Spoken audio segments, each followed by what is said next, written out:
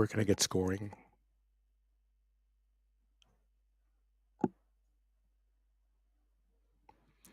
Welcome to our live stream coverage of one of the most important amateur events in golf. It is the 2025 Sunnehanna Amateur.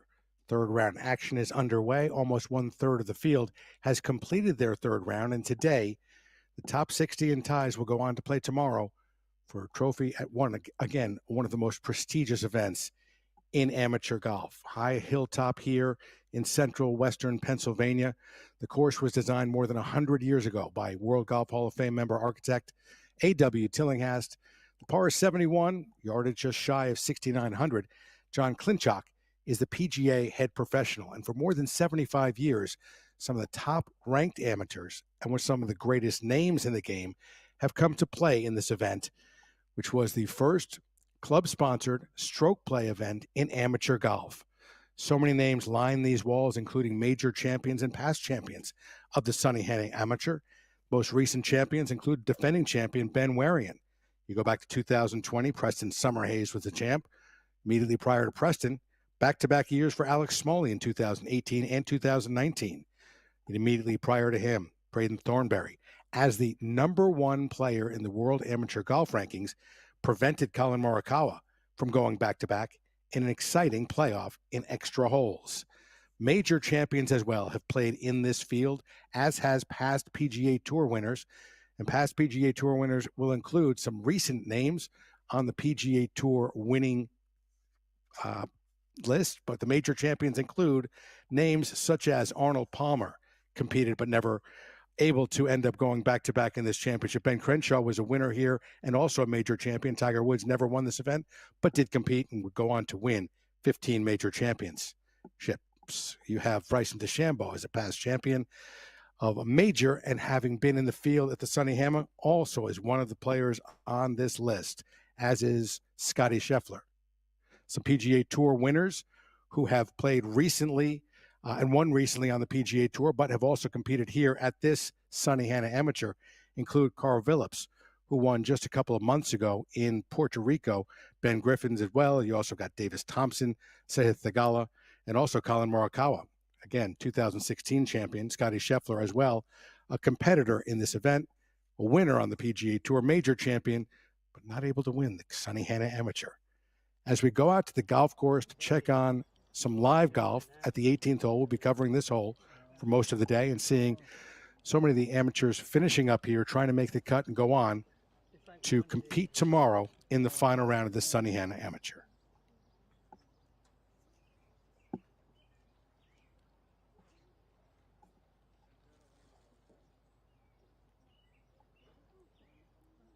The amateur started as a match play event, as many of the amateur events were back in the 1930s and 40s. It then turned to a stroke play event after it was discontinued, also some years idle because of World War II.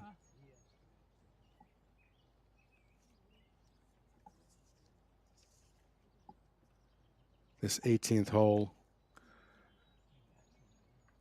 less than 400 yards, the par 4. It is one where all players can reach. A birdieable hole here, the final closing hole.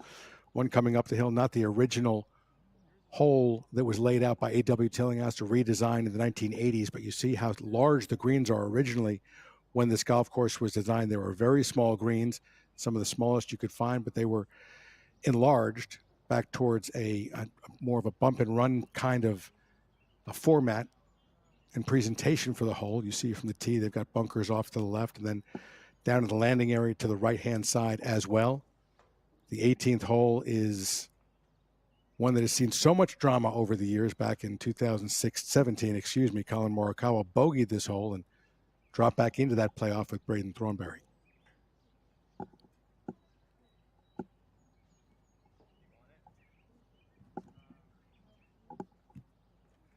This is the group of Hamilton Coleman, Brennan Robinson, and Christian Brand.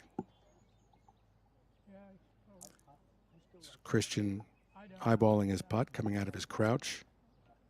That's Brandon Robinson.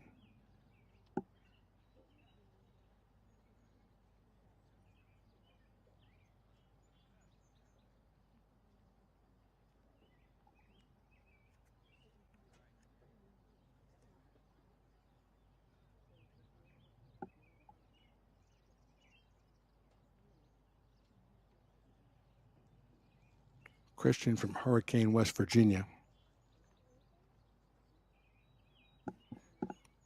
Tillinghast greens typically slope from back to front. Lots of slope on this green.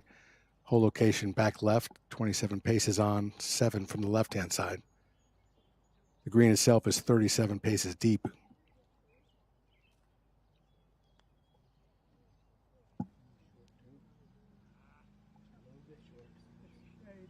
Throughout history, many players with length, such as Tiger Woods, Jack Nicklaus has played in this event as well. Neither won the event.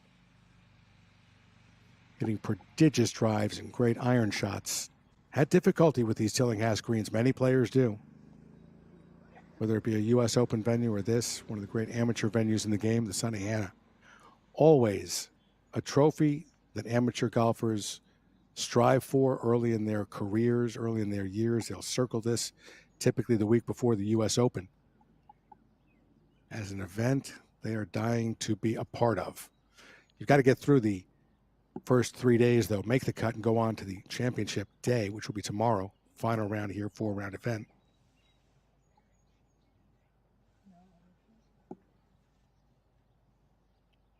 Brandon Robinson looking at his putt. Hamilton Coleman eyeballing his as well, but it is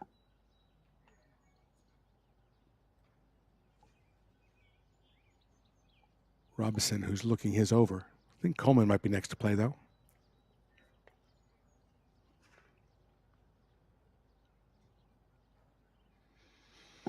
Hamilton from Martinez, Georgia, just outside of Augusta.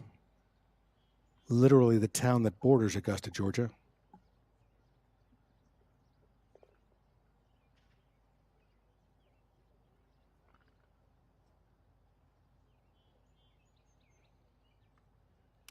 Again, coming back up the green. Going to move from his right to left.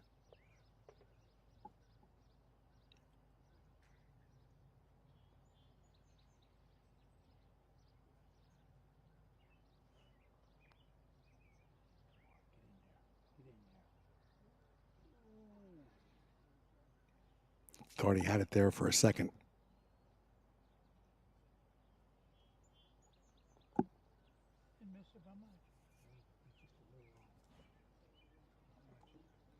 And last to play will be Brandon Robinson.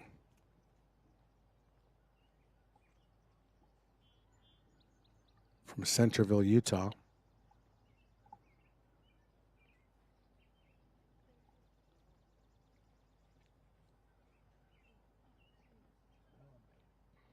So 3 putts vexing these top amateurs. Unable to get it to drop.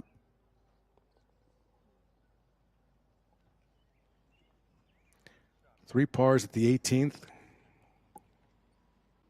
And one of the wonderful scenes you'll always see here at Sunnehanna Country Club. It's just such a well-supported event by the members, by young golfers in the area, waiting for autographs of these potentially future PGA Tour stars. But regardless, these are the top amateurs in the game.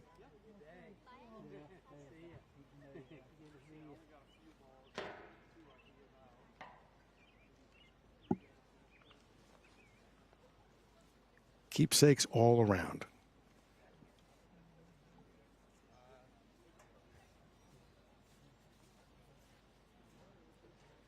I mentioned Jack Nicklaus. He played here when he was 15 years old back in the early 1950s. His first taste really of top-notch international amateur competition. He'd go on to win 2 U.S. amateurs, famously. Tiger Woods played shortly after his debut as one of the youngest players to ever play at a PGA Tour event when he was still an amateur. A curiosity out of Southern California back in the early 1990s, 1993.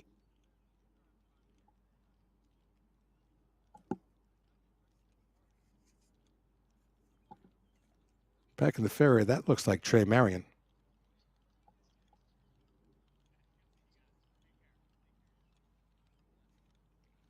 Trey playing alongside Tashimoto and Max Green.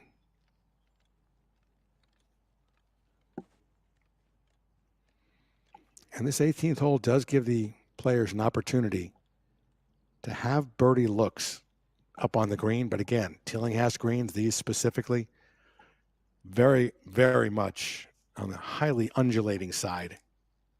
False front on this green as well. You've got to make sure you get back towards the hole location, as I mentioned. About 2/3 of the way, more than 2/3 of the way back and to the left on this green.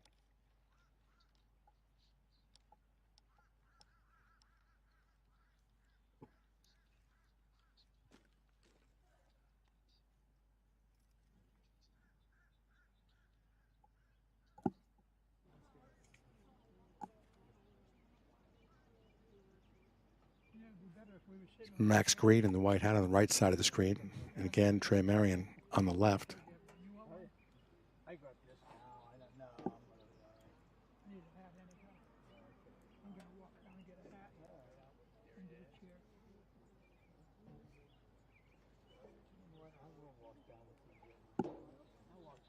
Okay. No.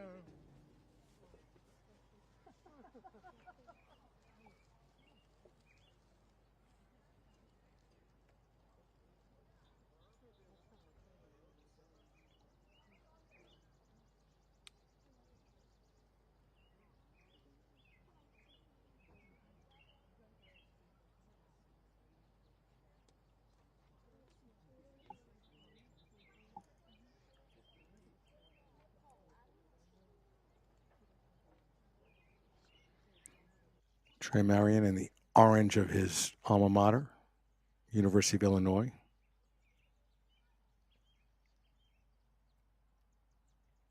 And when I say alma mater, that's future tense. He's still playing for them.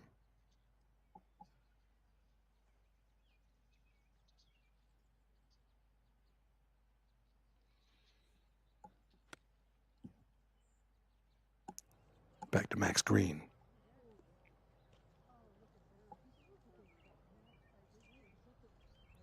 Nice second shot. Again, these greens move a bit, but that should be an easily makeable birdie putt for Max.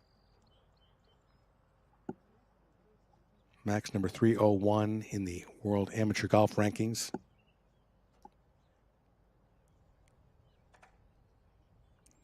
This is Tashimoto.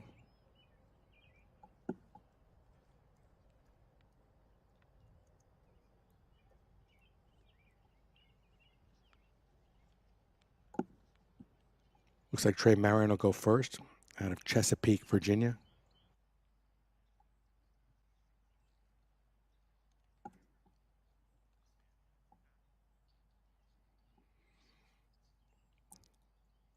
Remember the all-freshman team from the Big Ten.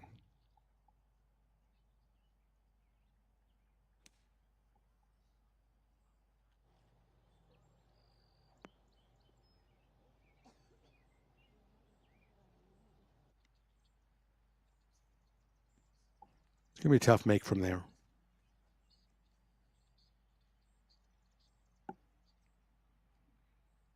Tashimoto from the University of Arizona golf team. Freshman out of Tokyo. Really nice shot below the hole. Staying below the hole, as you can see, always as Wingfoot Baltusrol, all the other Tillinghast designs that are legendary. Sunnehanna has the slopes from back to front.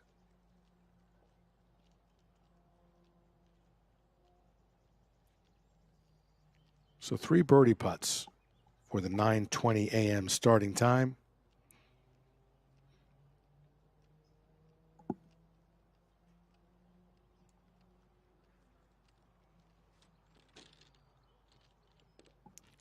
Moto just hit that shot, finished 6th in the Japan Amateur Championship recently and finished 4th at the APGC Team Championship.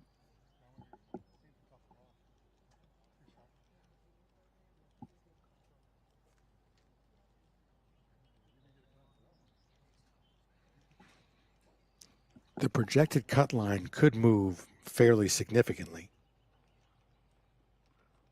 Right now, it's currently even par, but 61 players are at that number. Top 60 in ties are those who move on and play tomorrow. Trey Marion and Max Green are both at even par, 2 under on their rounds today, so they are inside the cut number.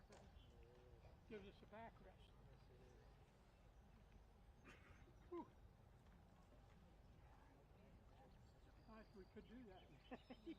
Full belly. Yeah, full belly. Oh. That's what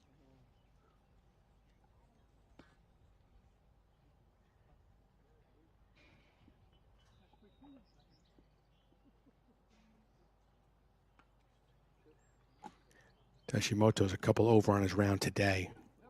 4 over for the tournament. He will not be playing tomorrow.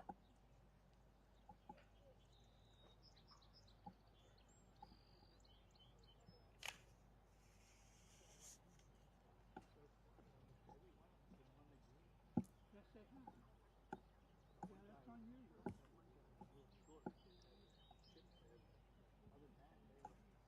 Yeah, they've been pretty close.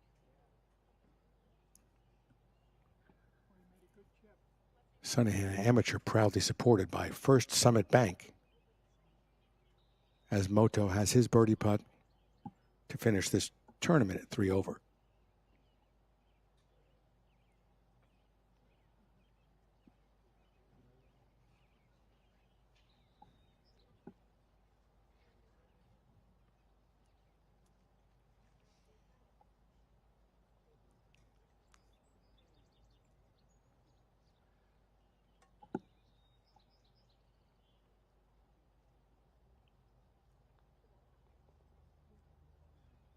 So the freshman from Arizona, rising freshman to sophomore, will finish his round. These other two players give themselves some comfort inside the cut line if they can make birdie putts here to move from the cut line of even par into red numbers.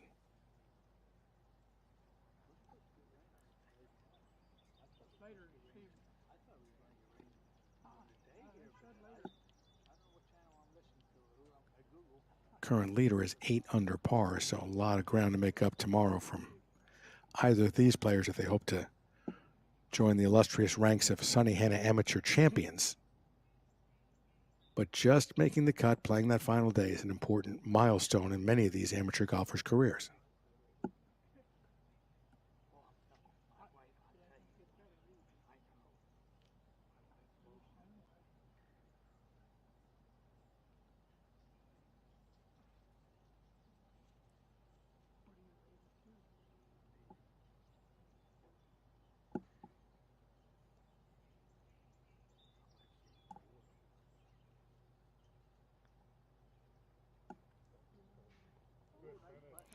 Nice birdie putt there in the second round of 68 in this championship. Excuse me, 69 in this championship. Red numbers in round 1. He's a couple over in round 2. 2 under again today. That putt made him 3 under in round number 3. Makes the cut, most likely. Can't say that officially yet, but highly unlikely the cut moves to 2 under.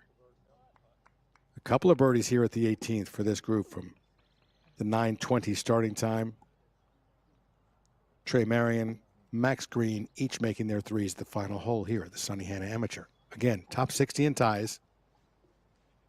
Move on to play tomorrow in the final round.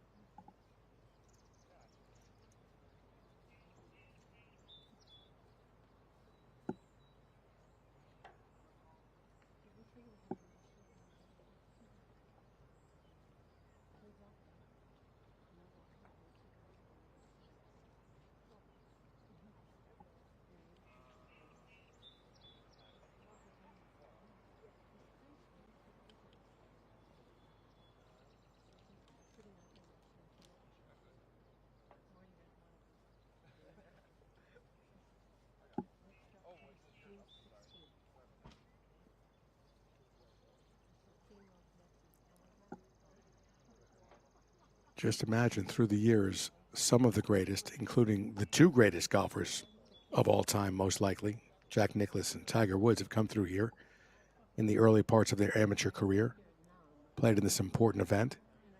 Jack played, as I mentioned, as a 15-year-old, but wouldn't come back to the Sunnehanna Amateur by virtue of the fact that he always took the week before major championships off to prepare for that major championship.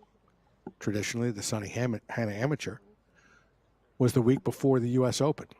And after his 15-year-old debut here, young Jack Nicklaus would always be qualified for the U.S. Open and unable to return to Sunnehanna. His father, Charlie, talked about how important this tournament was, how much he would have loved to have come back. Let's take another look at that birdie putt from Trey Marion for a 68, open in 69, then 73, but a 68 in this round. Puts him in great position. Making the cut, playing tomorrow.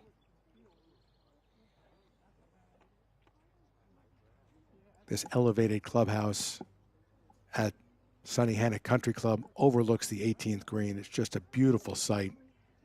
Also a great sight to see so many of the members from Sunnehanna Country Club coming out here to support this championship, support their club, and truly support the game of golf. This is not what you want to see. It's a relatively wide open golf course where a lot of the protection is in the greens. But if you miss the fairway, you will have to deal with some high rough. Maybe not as immediately penal as you'll find at Oakmont, about 50 miles away from here. But the 9:40 starting time of Joshua Kim, Bobby Hudson, and Jackson Harrington have reached the 18th fairway and beyond. And you can see the nastiness ahead if you end up missing the fairway this wide.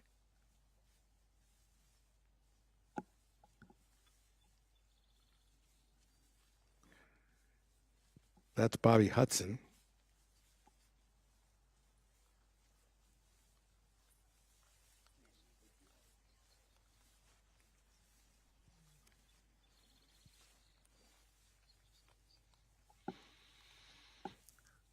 I think that's Bobby Hudson's ball they're looking for. This is just a small percentage of the many volunteers that come out.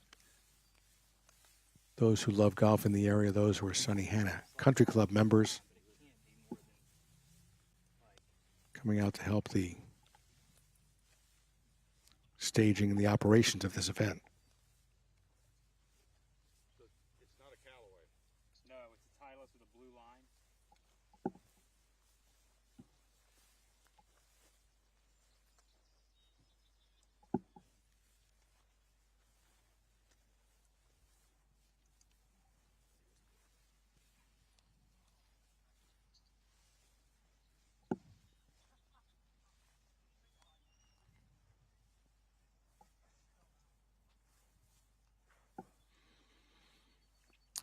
So you can see with the movement of this golf hole, you'd like to be on the left side of the fairway in order to have a better and open shot into that green. As short as the hole is, you'd still like to play the angles better, but the left side brings this thick, daunting rough into play.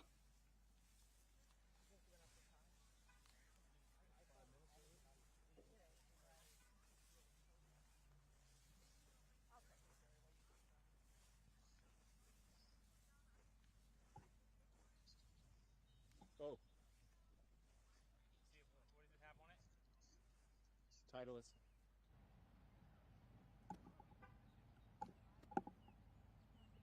That's Joshua Kim.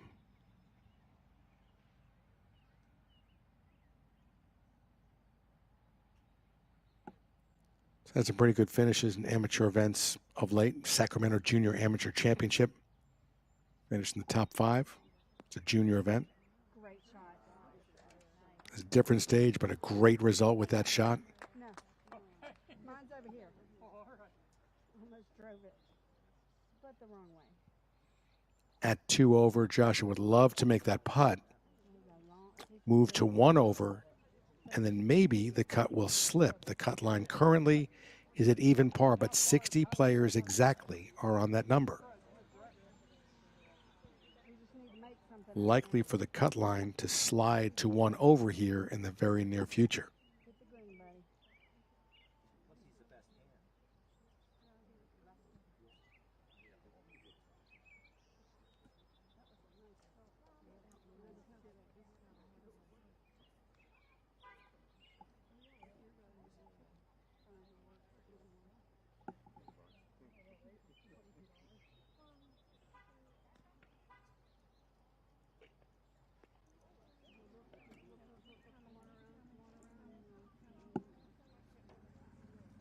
But throwing is good. Not what you wanted, but it worked.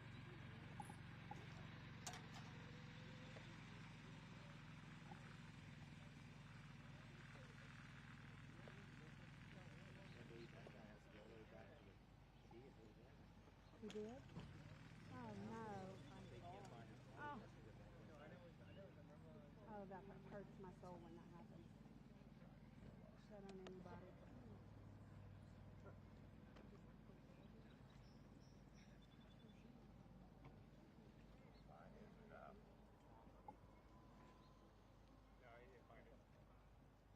Can't trust them spotters, man.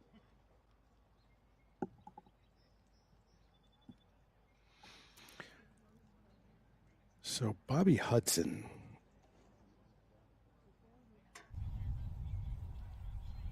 is hitting his second ball because they have lost the first. So his third shot off the tee at 18.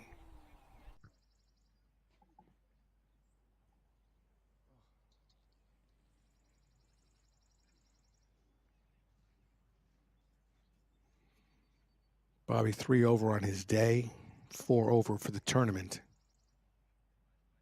Even had they found his ball, unlikely to make the cut.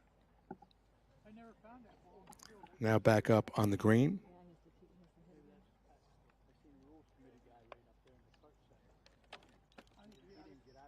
This is Jackson Harrington. Heck of a player out of Tennessee. Tennessee Golfer of the Year. Freshman now on the University of Tennessee golf team.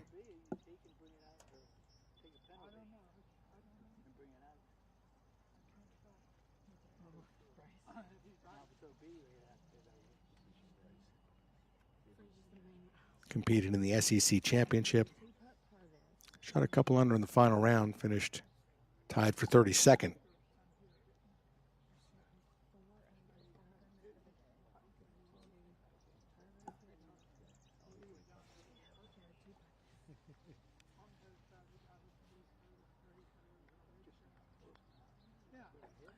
All round of this golf season for the University of Tennessee, 65, and pretty nice putt.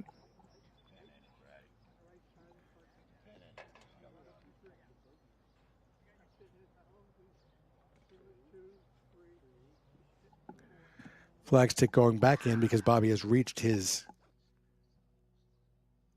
drive, the result of his third shot after the lost ball, stroke and distance back to the tee now.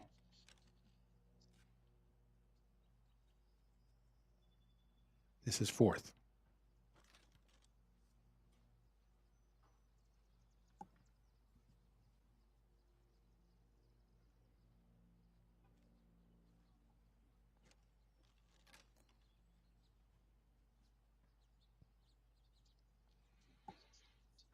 (2010) champion.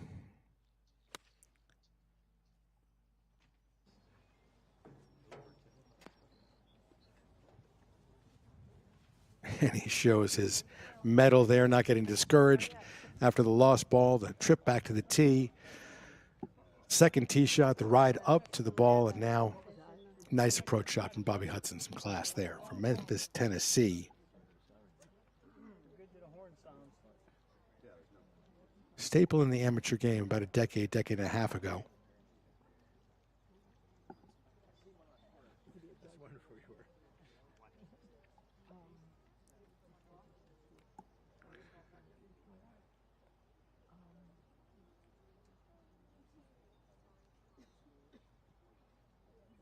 Joshua Kim is going to polish his off.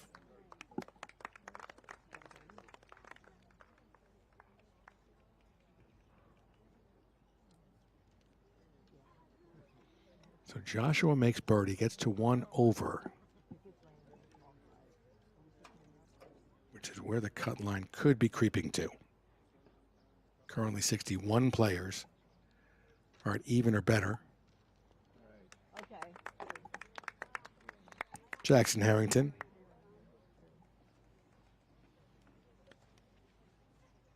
We got it in. That's all that matters. Well inside the cut line. Not a bad day. Yep. I'll get back to work tomorrow. was -4 when he came to this hole. Now Bobby Hudson, 2010 champ.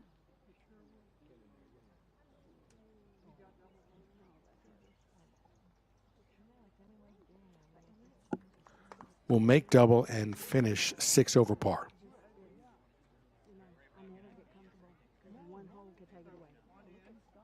Likely 2 players out of this group will be playing on the weekend. Joshua Kim and Jackson Harrington. It's so nice to meet you. Thank you. Yes, thank you so much.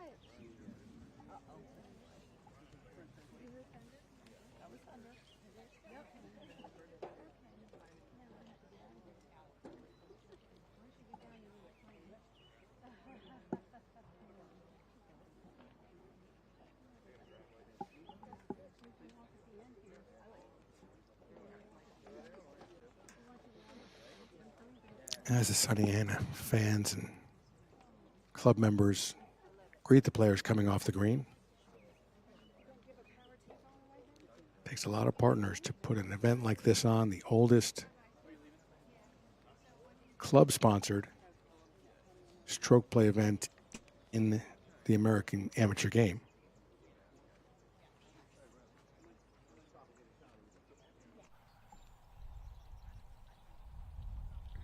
Back to the tee. Guys are going to blow a horn in a few minutes, just a heads up. Irene Argowal. Think we'll be able to finish? I don't know. Got it. There'll be an official up there. Playing alongside Johnny Walker and Evan Woosley Reed.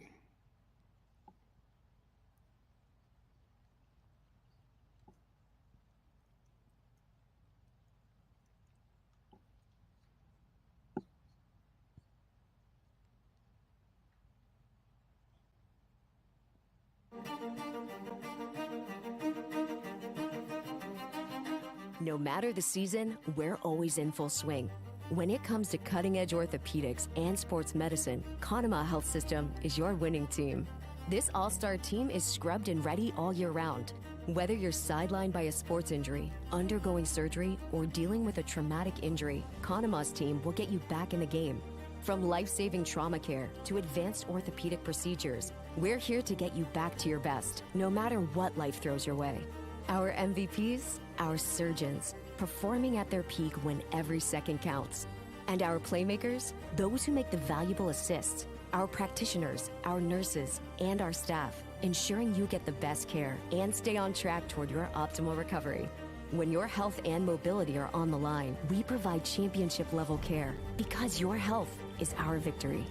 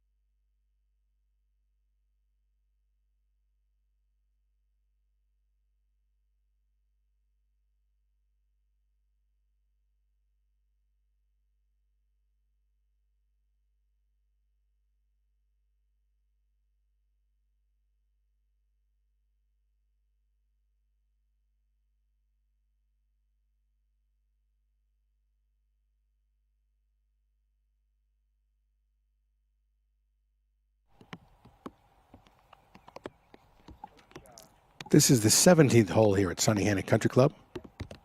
Some weather moving into the area, smattering of raindrops.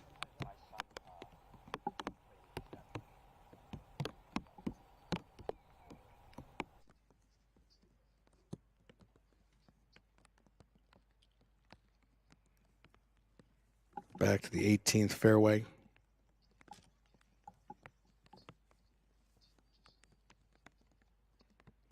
Irene Agarwal.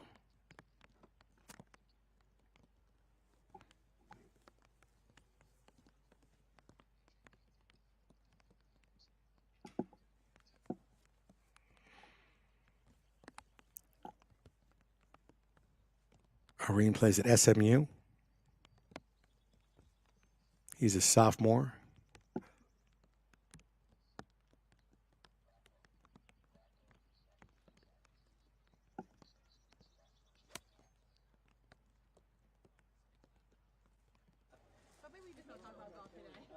Not loving his approach out of that thick rough. Had 3 starts on the SMU team.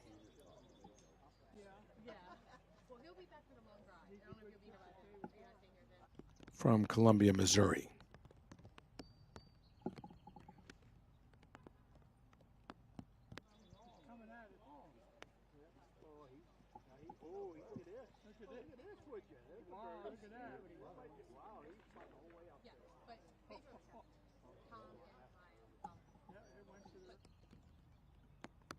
Evan Woosley Reed on the University of Tennessee golf team.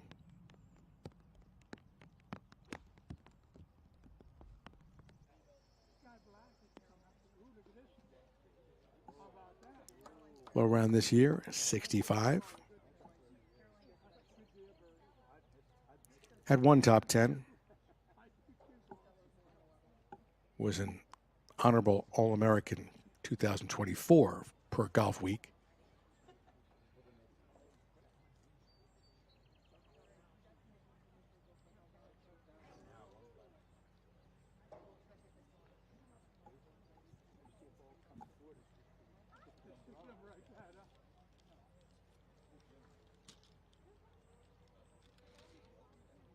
So again, exactly 60 players, even par or better.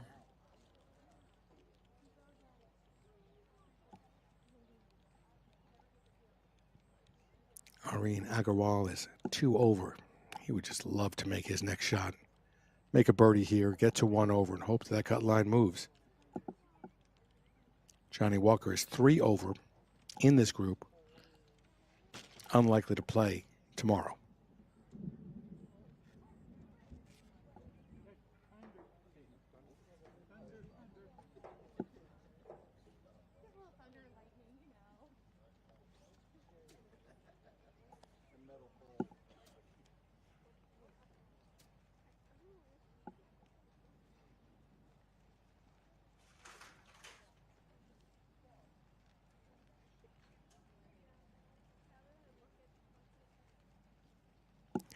This is a big shot for Aaron Agarwal. Really needs to make it if he wants to play tomorrow.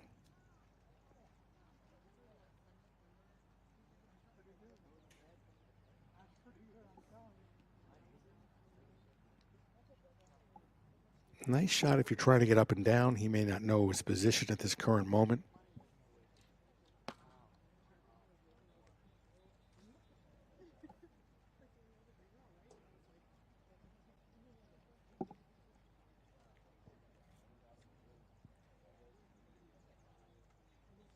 Now Johnny Walker coming up the hill for his birdie.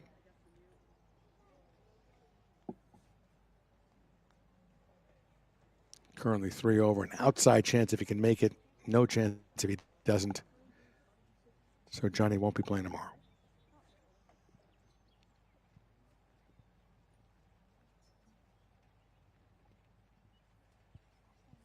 Now the Tennessee volunteer, Evan Woosley Reed from Shelby, Tennessee.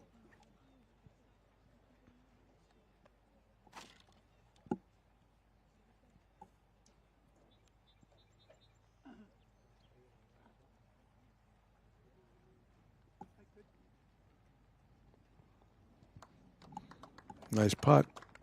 Should put him inside the cut line at even par.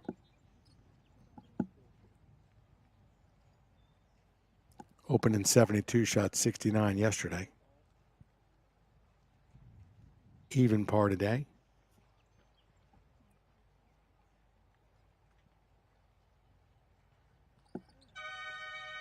And you may hear that long blast. Just in Areen's backstroke on the putt.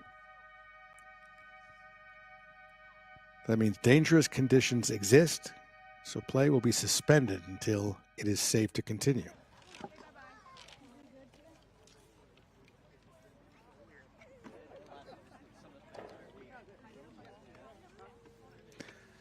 Players will mark where their ball is or just leave it where it is. You're not allowed to finish the hole under dangerous conditions. You can under darkness or things along those lines. But dangerous conditions require the player to mark the location of his ball and immediately leave the golf course. Seek safe conditions. It's the 2025 Sunnehanna Amateur, one of the elite tournaments in amateur golf in the United States. It was the first club-sponsored stroke play amateur tournament. That in the early 1950s. It dates back to the 1930s when it started as a match play event, the Sunnehanna Invitational. Back then they had Calcuttas where club members would vote and bet on different teams. And it was a fun exercise until the gambling got a little too intense. The tournament was changed to a format of 4 stroke play rounds. And Sunnehanna Golf Club really did something special, I think, as far as this tournament's concerned. They made it much more of an event for the entire club to be a part of. When they reconstituted the event, again, not only was it a rare thing to have a stroke play, fully stroke play event with the best amateurs in the game back in the 50s, but they also made sure that there would be an affair during tournament week that included all the members of the golf course, country club, and the players as well, where they could mingle and get to know one another. The participants' wives, if they have them, were encouraged to come and be a part of this week. The members would show their hospitality by hosting any number of competitors. Colin Morikawa at this year's U.S. Open was asked about his first trip to southwestern Pennsylvania, this part of the country. Had he been to Pittsburgh before? He said, no, I don't think I've been here before. And they said, wait a minute. Back in 2016, I'd fly into Pittsburgh and then take the shuttle that they provided for the amateur players to the Sunnehanna Amateur. He would win that year, and he talked about how much he loved that experience, how much this tournament, amateur golf in general, but mainly this tournament, embodied pure golf. Players out there without caddies. The bag slung over their shoulder, playing a wonderful golf course designed by a master golf course architect. In a community that loves the game and also celebrates these players. So the Sunnehanna Amateur continues. Right now we are in a weather delay.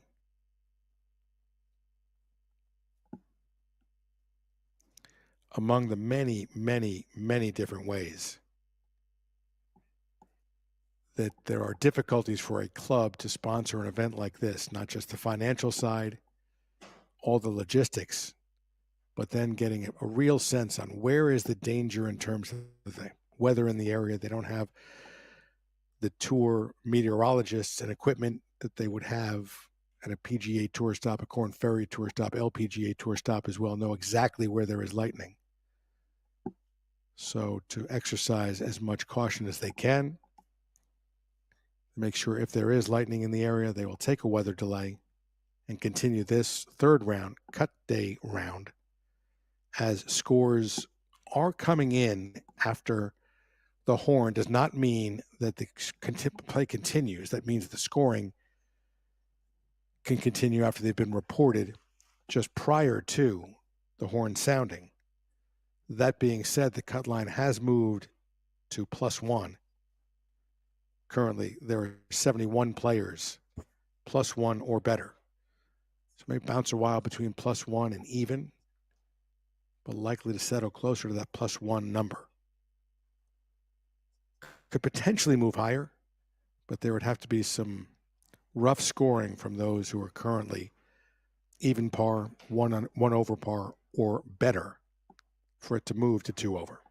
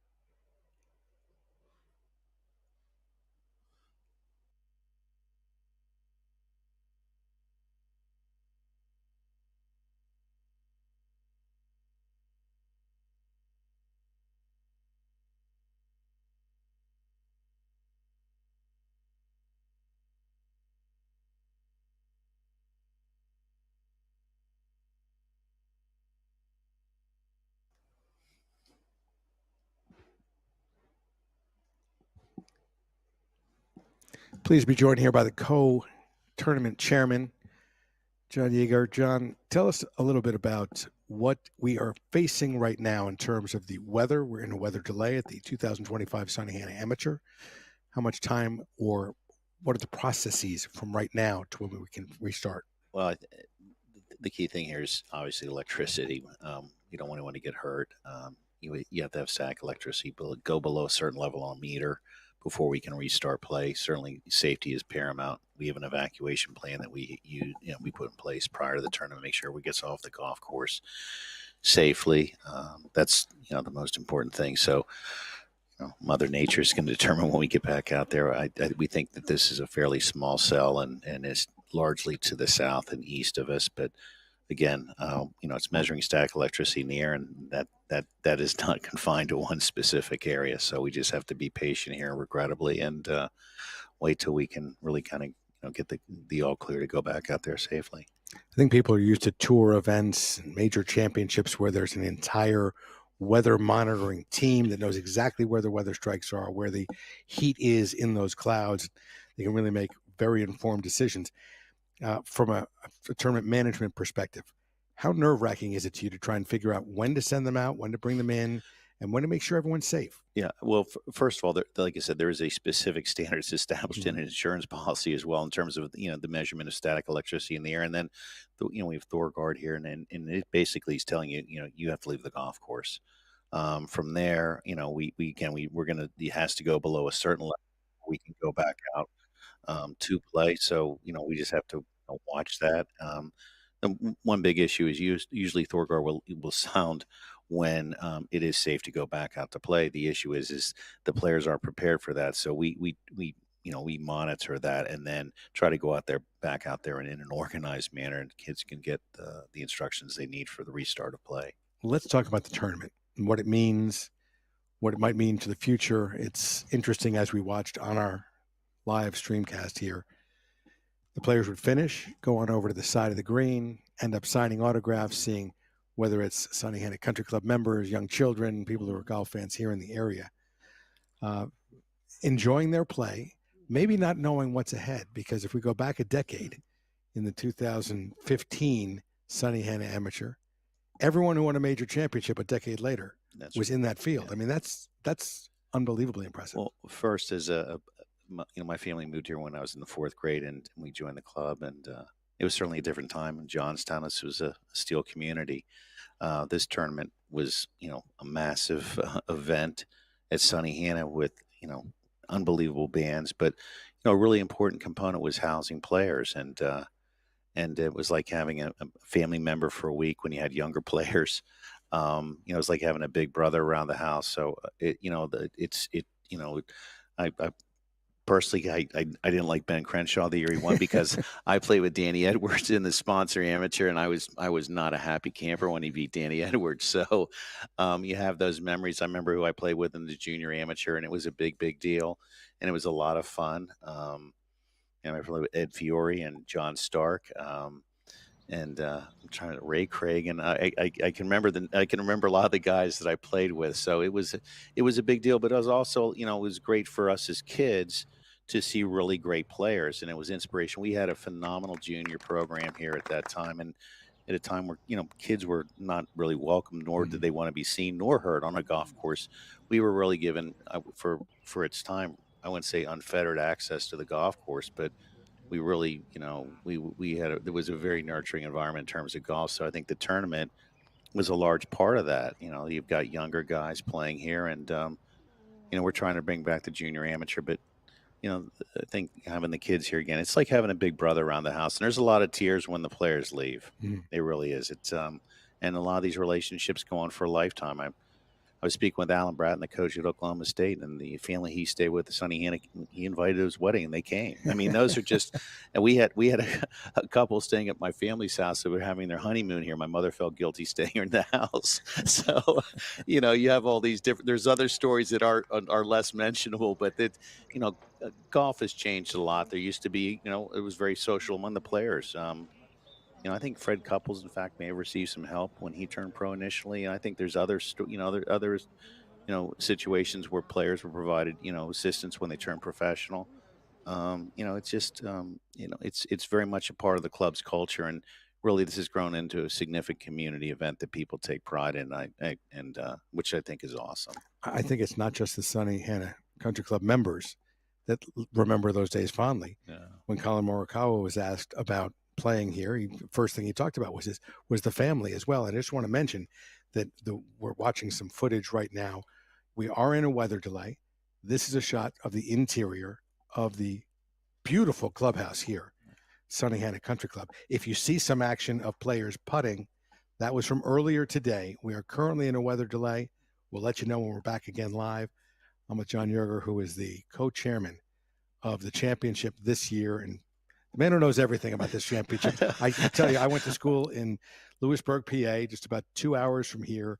And when I talked to my friend Tom McKnight, who played in this tournament, he said, "Is that near Sunnehanna?" Same thing with so many others, including Jay Sigel, which we should get in that conversation as well. I see you wearing a pink ribbon and a pink shirt. Can you talk about Jay? Well, if you don't know Jay Sigel, you absolutely should. He was the second greatest amateur in the history of American golf, only surpassed by Bobby Jones. And he was a fixture here playing the first time at the age of 18, I believe in 1961. And he read his quotes. I mean, he said, hey, he played in 18 over 30 years, and that his first Sunnehanna amateur was the reason he made the Walker Cup team. He was proud to be from Pennsylvania.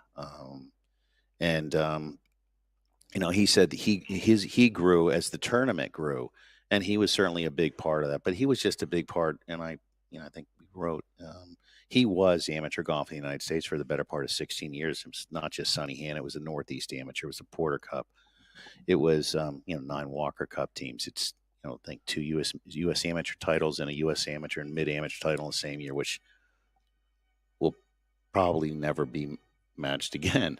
So.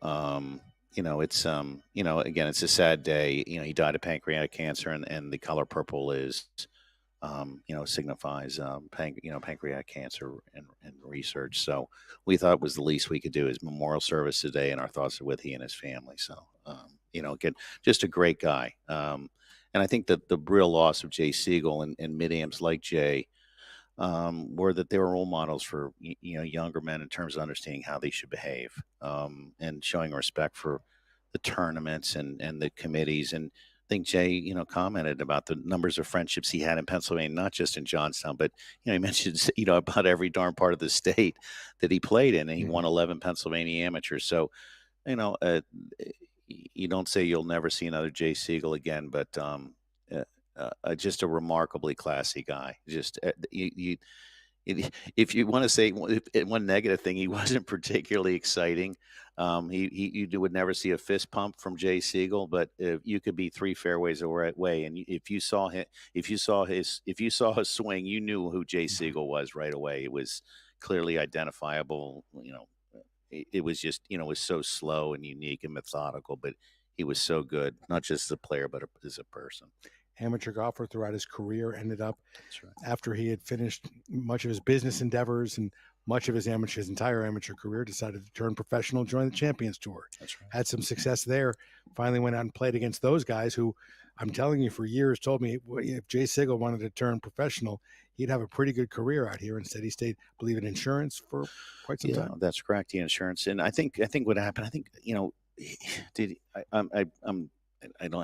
I believe in using facts. If I'd be sure. I think he may have turned pro after his last Sunnehanna amateur. He may have had to wait 2 years till he turned 50. But I think he realized. I think it was in 1990. I think he finished maybe runner up to Doyle or third, or was I think close to the lead. And I think you just time takes its toll on everybody. And I think he still wanted to be. He was still a competitor. He still wanted to win. And he realized that he probably couldn't do that at the amateur level, but he wanted a new challenge, and the Champions Tour certainly provided him. That was, again, great player. You mentioned the name Alan Doyle, who won the Sunnehanna a few times, and he came out on the PGA Tour Champions and had a tremendous career there, was the first Charles Schwab Cup winner, win 2 U.S. Opens, one of the U.S. Senior Opens, one of them shooting 63 on a Sunday to beat Norman. Yeah. Well, the other thing, he he turned professional, I believe, at the age of 49, preparing to go on the Champions Tour, and he actually got PGA status. I think was he number one on the money list or top five? And then it was at the Corn Ferry, when it Corn, was it Hogan at the Hogan Tour? time. Yeah. So I mean, he was the youngest rookie, and was he rookie of the year? I think as well. I think so. I think he was at 48 or 49. I mean, you know, you and I were talking earlier. If Tiger Woods had a quote that he was paired with Alan Doyle here, and he sees him set up, and he's set up about 60 yards dead left of the first fairway. And he says, "This is going." He said, "He goes, this is going to be interesting," but the guy could flat out play. I mean, he really, really could. There's no. You had to watch it to understand how he didn't make many mistakes. Well, it's interesting because we talk about all the way back to, again, the greatest golfer of all time. For my money is Jack Nicklaus. Tiger Woods has played here as well. If you're talking about more recent golfers, the greatest amateurs in the recent days of the game, those who've gone on to the greatest achievements in the professional or state amateur, but mainly nowadays you go professional, and the achievements, like I mentioned, the entire 2024 season Grand Slam major championships were won by players that had played 10 years prior in this tournament. Are we taking a look right now at the 2035 Grand Slam champions for the PGA Tour and beyond? I think there's a lot of change going on, and some of it's good, some of it isn't. I think a lot of us involved in amateur golf, and I think we speak with coaches. There's concerns about the direction of some of this, and but things run in cycles too. I think if you think about tennis, you see a lot of players turning pro at a young age, but they also their careers would end at young ages because there's only so much the body can take. Is that the direction that this is all going? I think that there's this is easily the youngest field we've ever had. Ricky Fowler, I believe, won it after he just graduated from high school. Sam Burns lost in a playoff as a senior in high school, or after he just graduated from high school. Do I think that we're going to see someone who's still in high school win the tournament soon? I think that there's unquestionably that will happen. Professional life. You know it, David. That they called it the traveling circus for a reason, and it's not particularly glamorous. So, as a young person, not to have some of the experiences of college and doing the things younger people do, are they going to miss out on some things? And I think that may be the unfortunate result of this. And I think that you hate to see young people go back as you get older, look back on regret. But I think that missing high school graduations and some of those other things, I think are there are seminal moments in people's lives, and by turning pro early, I think they're going to regret later in life that they missed those things. And they miss playing multiple Sunnehanna amateurs. If you take a look out right now, the rain is falling. There is some electricity in the area currently, but I'm looking from the second floor of your amazing clubhouse. Again, I've heard about the Sunnehanna Amateur, Sunnehanna Country Club. It feels like my entire life, but having gone to school just 2 hours from here, sitting atop this, I don't know if it's a hill or a mountain, but mountain. See, these are the Allegheny Mountains, and this is the oldest mountain chain in the world, and actually it extends into Scotland. Wow. Yeah, so it's but in the fall here, we're about 1,600 feet here. We're surrounded the Laurel Mountains, I think 2,700 feet. So in the fall here, there's views that are remarkable. You got the reds and the yellows and the oranges a little bit, and while summers are great here, fall is I'm going to stop you for a second because June is pretty good too. I see all these mountains stretching over. It looks to me towards Oakmont, and if you take a look at as the crow flies, I know you've got to wind your way around these mountains, but as the crow flies, my dad won a major championship less than 20 miles from here. Arnold Palmer was born and raised less than 25 miles from here. In Oakmont, the U.S. Open is being played less than 50 miles from right here. Well, you're forgetting that Fred Rogers, I think he graduated either he and Arnie graduated in the same class together, Latrobe, or because it's not Latrobe, it's Latrobe. It is. I've been mispronouncing it for 63 years. But I think that he and Fred Rogers graduated either maybe a year or two apart from each other, which is, again, I think it's a testament to the culture that existed in these, industrial communities that have Fred Rogers and Arnie from the same. I mean, it's incredible. And, Western Pennsylvania is beautiful. When you grow up here, you kind of, take it for granted, but then, went to school in the South and you think the leaves turn color everywhere and you realize that some places they just turn brown and fall off. So, it's all good. Winters at times can be challenging, but that's okay. wealth of great venues and golf history in this area as well. Some great NFL quarterbacks. We won't get into that. But let's talk about, you mentioned, will there be a high school winner of this championship in the future? Let's go to the past. And there was a high schooler who probably got his first taste of high-level amateur play and maybe his first byline or first mention in a national publication. You talked about that earlier. I showed. Yeah. Well, I realized it with Jay's passing that, I all of a sudden I realized, well, that outside of a USGA event, the first major amateur tournament that Arnold Palmer, Jack Nicklaus, Jay Siegel, and Tiger Woods played was Sunnehanna Amateur. And, there's others. I know, I'm sure Ricky Fowler was another. And again, there's a limit to how much useless information I want to know. But, we have recollections of his father. There's some things that are enlightening in that. But when I was doing research for the book on the history of the tournament, I came across in 1956 in Golf World, which was the periodical at the time with Marshall Dan as the editor.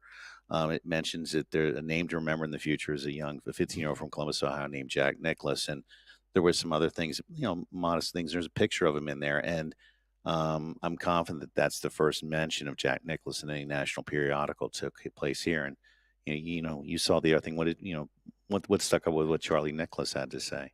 That he wanted to come back, but wasn't able to because from that moment, from 15 years old, Jack Nicklaus was always exempt for the U.S. Open. He wasn't immediately exempt. He had to qualify for it, but he would always qualify for whether it's winning a U.S. Amateur or qualifying at Open qualifying for a U.S. Open. And he would always take the week before a major championship off religiously. As a matter of fact, famous story in 1965, Gary Player was convinced by Jack not to play the week before the U.S. Open, come with Jack to Belle Reve in St. Louis and practice and get ready for the U.S. Open, just like Jack had. Right. Well, that week, Gary Player won his only U.S. Open and completed his career slam. Yeah.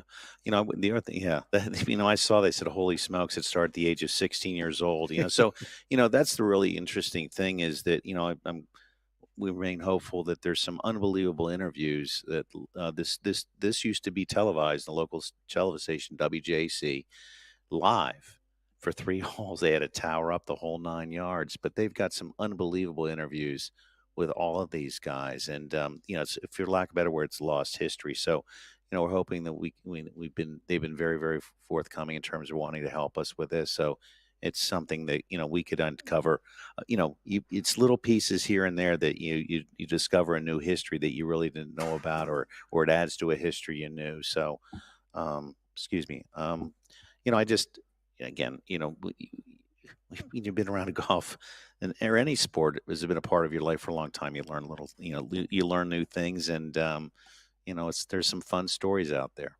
Fun stories, and many can be brought to you now in a way that haven't been able to be brought to the public in the past, because many years ago is when it was broadcast here, the Sunnehanna Amateur. And now again with CGN, Championship Golf Network, the opportunity to stream this wonderful tournament is something that I wouldn't have fathomed could be within the budget of what you try to do at a club-sponsored event. There's just no chance. CGN's figured out a way to do this in such a manner that you can see all the players trying to make the cut. Then tomorrow follow that final group. Special. I think it's, again, we talked about doing this. I mean, you want to differentiate yourself from the competition, so to speak. But, more importantly, again, we talked about this before, things change. So how do you make yourself relevant in a changing world? And certainly, we've got it, it's hard for people around here maybe once in a while to understand, but we have an international tournament. I mean, we got a young man from Morocco at the top of the leaderboard. The technology is only going to continue to improve. This helps them. We think it helps our tournament as well. And so we think it's, most importantly, it's great for our club and our community. This is a community asset. And I think, and we talked before, we'll have over 200 volunteers. And I want to thank Pete and April Beerjar for the job they do. They manage all of them, and 95% of them are not members of this club. Well, Johnstown, Pennsylvania meant two things to me. Sort of growing up, going to college, as I mentioned, a couple hours away. It was the Johnstown Chiefs from the movie Slapshot, which isn't reality, and it was the home of Sunnehanna Country Club and the Sunnehanna Amateur. So absolutely, well, it is the home of Jack Ham. There we go. Is the home of Pete Vukovich, who was in Major League. And All the Right Moves with Tom Cruise and Leah Thompson and Craig T. Nelson was filmed in Johnstown too. So, um, yeah, Slapshot was filmed, I think, when I was in high school. I'm kind of dating myself, so I can see Me some of my too. friends. But yeah, that movie, yeah, it is an American classic for better or worse, but I think more times better. So, you know, and it's there's a lot of great stories in all these communities, and these were you know, folks from generally Eastern Europe worked in the mills, and a lot of them caddied here. In fact, the caddies here came from another borough outside of really between Westmont and the sea called Brownstown, and Jim Gallagher's father was from Brownstown, Really? and they used to walk through the park. They call it the Caddy Path. From one side down, it's literally a steep hill down and a steep hill up, and they all came from Brownstown to Caddy here. I believe almost maybe 11 guys from that borough became head professionals. Yeah. So I mean the impact that they built their own golf courses. One we call the flats and the level. I mean, again, there's just a lot of really cool little histories. But almost all the guys from Brownstown Borough. So You're looking at a live shot right now of Sunnehanna Country Club, where we are in a weather delay. Lightning strikes nearby, and now some more intensifying rain. As I mentioned, it is a beautiful vista here from the second floor. You can see what seems like 100 miles in the distance, rolling hills, mountaintops, etc. Not so right now as the rain comes down, obscuring the views, but still reminding us we're at one of the most important amateur tournaments in the game, one of the elite championships in the amateur game, and the first club-sponsored 72-hole stroke play event in amateur golf in our country. And if we talk about the importance of that, I know as the co-chairman of this event, you probably need to run and be involved in some other things. My phone's starting to blow up. Yeah, the only thing blowing up more is, I guess, the weather, unfortunately. So I need to go find. I apologize for taking time away from you, Jave, but you have enough water. I think that you can find I got enough a water, way but to fill chatting the with you air, so to speak. But is if I better can than come back, water. well, Thanks a lot. Oh no, I'm thank sure you, we'll Dave. talk again, but It's I know you great. have It's other great to have you responsibilities. here, and we talked earlier about your father winning there, and then your stepbrother Wayne Bunch was a fellow Sigma Chi at That's LSU, right. the Harvard of the South. So why are we laughing anyway? Thank you. It's Exactly. great to have you here in CGN. So we really appreciate it, and hopefully we'll get back out and play some golf real soon. Okay. And we are looking to do that here in a weather delay at the 2025 Sunnehanna Amateur.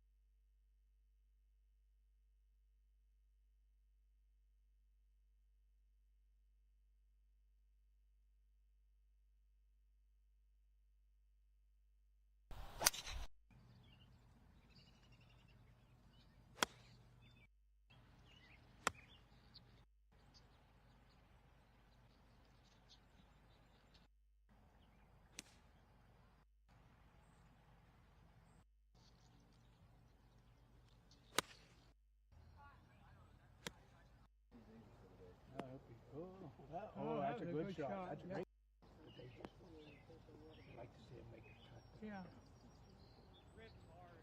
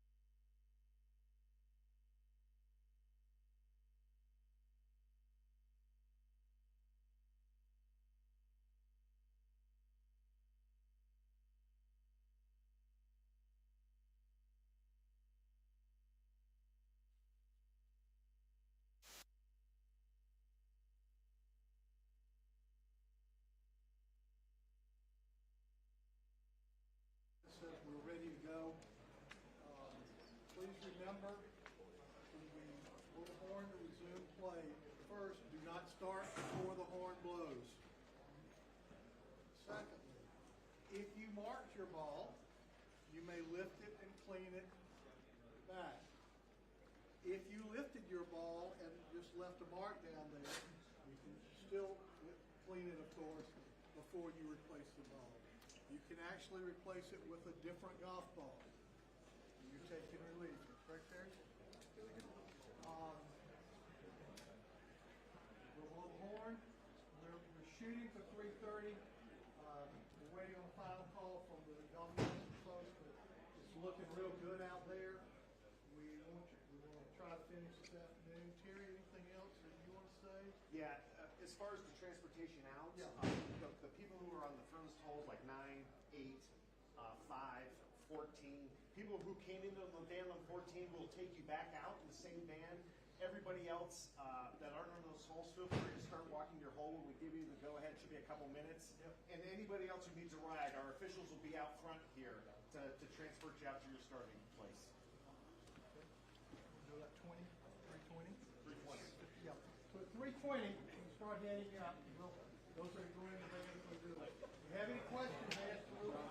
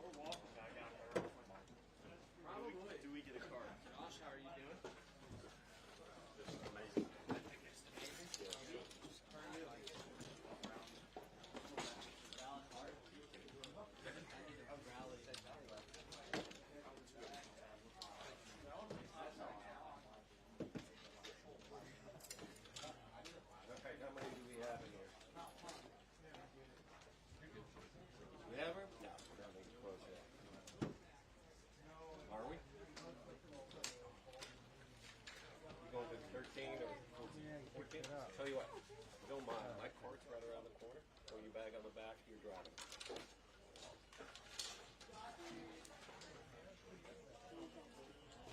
This one right here. Ooh, yeah.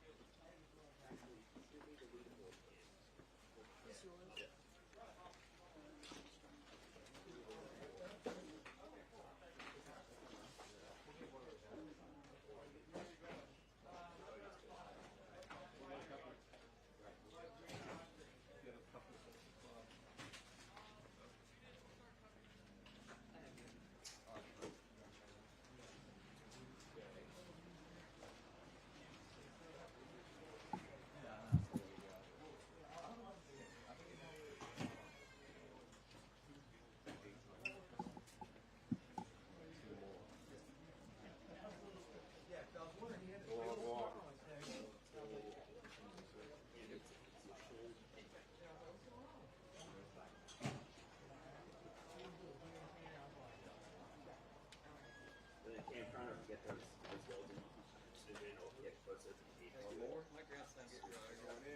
I'll tell you what, if you want to play. No, I'm walking. So capture that guy right there. Not with us. That guy right there is getting the signature. That's Tyler Watts. He is currently tied in second.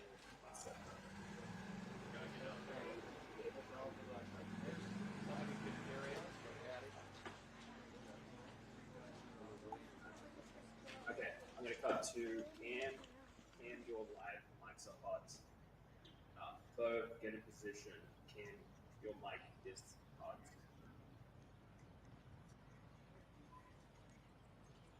Everyone back to position. Cam, just hold your position. You'll resume shortly. I have everyone's feed as well.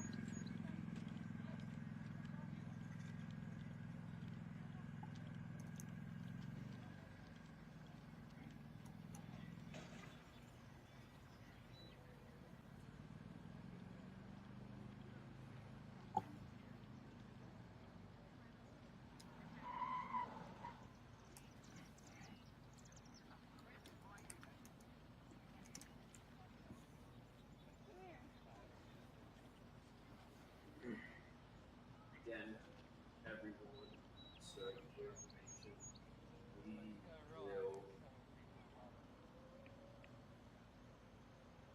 play resumes at 3:30, so we have 9 minutes left. You will hear the horn. If anyone can see the guy with the horn, give me that shot for that. I'll call it out 2 minutes before that shot. Right now, Cam, you're live, so just hold it there.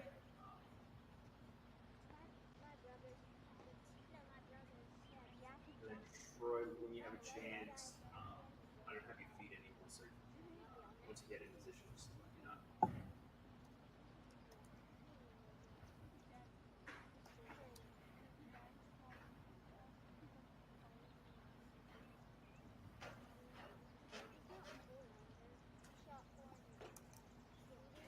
Okay, perfect.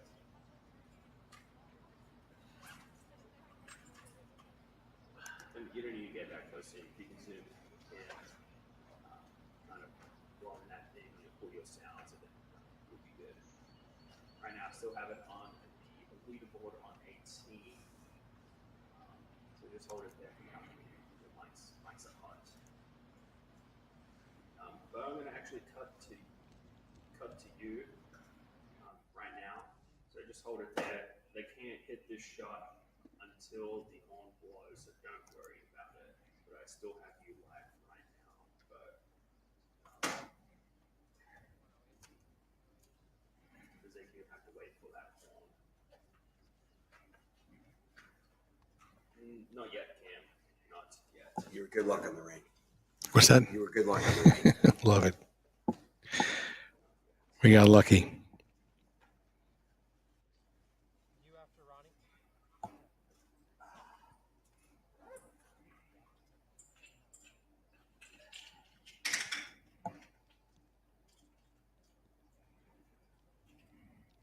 Okay, we're going to come in at 2 or 3:27. I'm going to cut to the active leaderboard first. We'll talk about that. There was a delay. We'll start at 4:30. Then we'll cut to them on the fairway.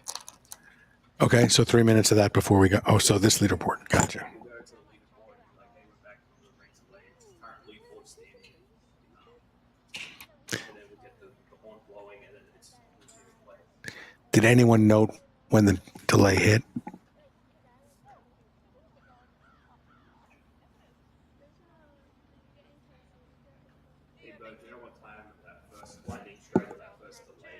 anyone send a text or anything? Huh? 215. Okay.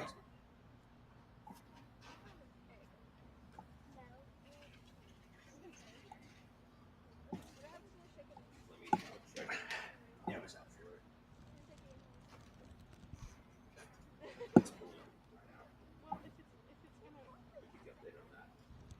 Yeah, you're live right now. If there's something alive in it, we don't want to chuck it. I feel like that'd be a bit hard. Billy wouldn't care. I got you back, Troy, with the. Alright, AJ, if you can get to the fairway and get those guys coming in while Bo is on the guide is like one more. That'll be great. So then I'm gonna hold Bo's ahead. And then yeah, just zoom back into one of those players. Oh, where's Zach? Okay, alright. Well, we have time, so if you need to go get behind him, we have time. Do you mind if we drop our We have 5 minutes, so just go get behind him. That would be great. I don't want to get it in the way of your recording.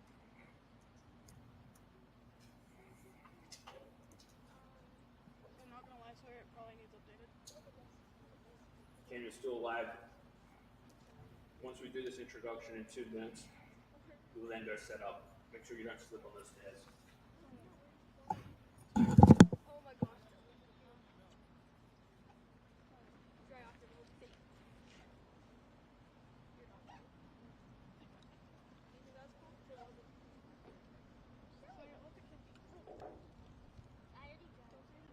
Swear changes. Hey guys, I'll be back and do my job. You're paid $10 an hour. Okay, Besnu -8. Watts -7.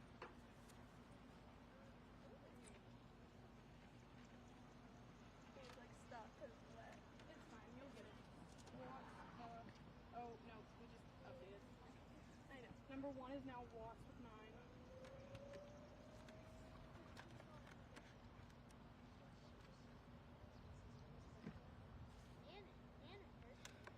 No, you need that 8 too.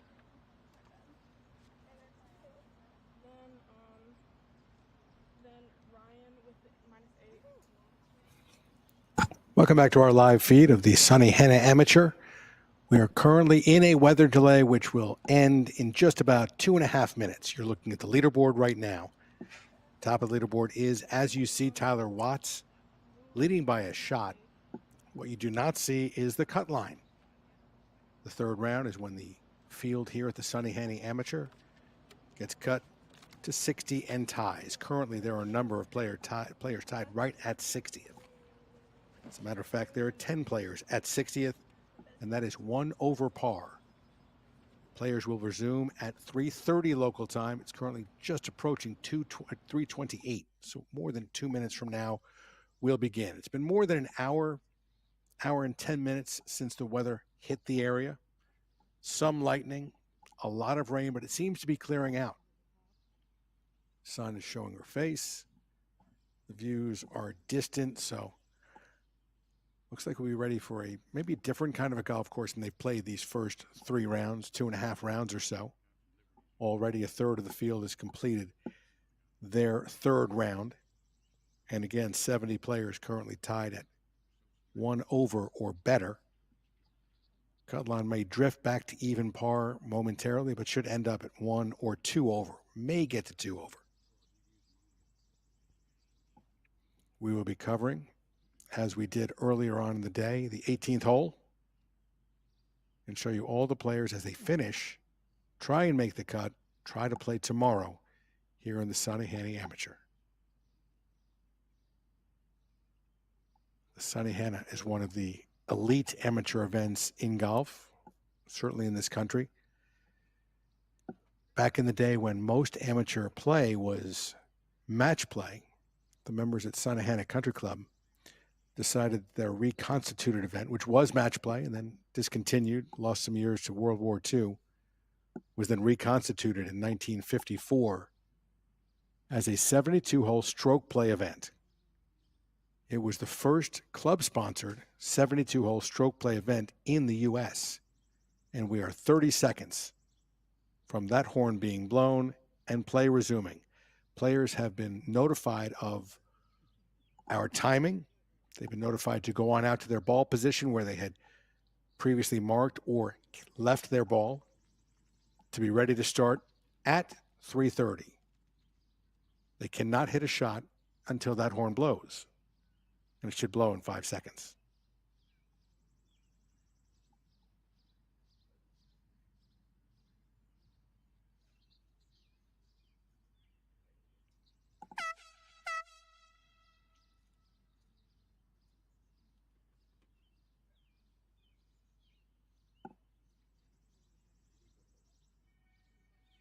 Play has resumed at the Sunnehanna Amateur Championship, where players now, again, trying to get their way to +1 or better. Those who are deep enough under par to make a run at the man at the top again. That's Mr. Watts, young Tyler Watts. Only through 3 holes today, a couple under.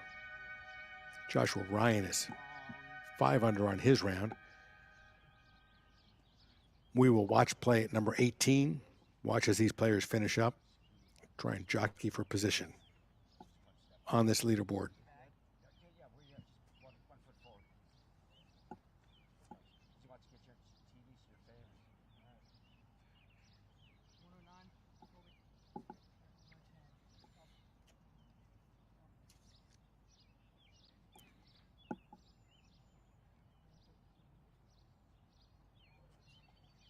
This is the group in the 18th fairway. This is Ronan Banerjee.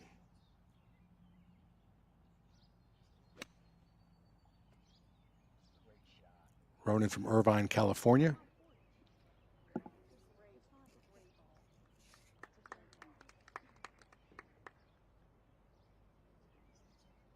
Decent effort. Short-ish hole here at number 18. Ethan Sang from the right side of the hole, missed the fairway, out of the rough. Not much you can do with it. Gouged it out, put it greenside.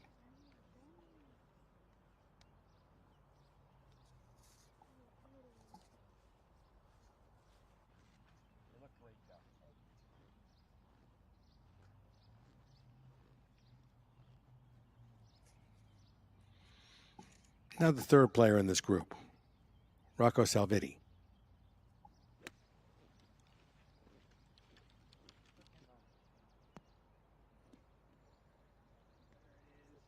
Rocco from Cannonsburg, Pennsylvania.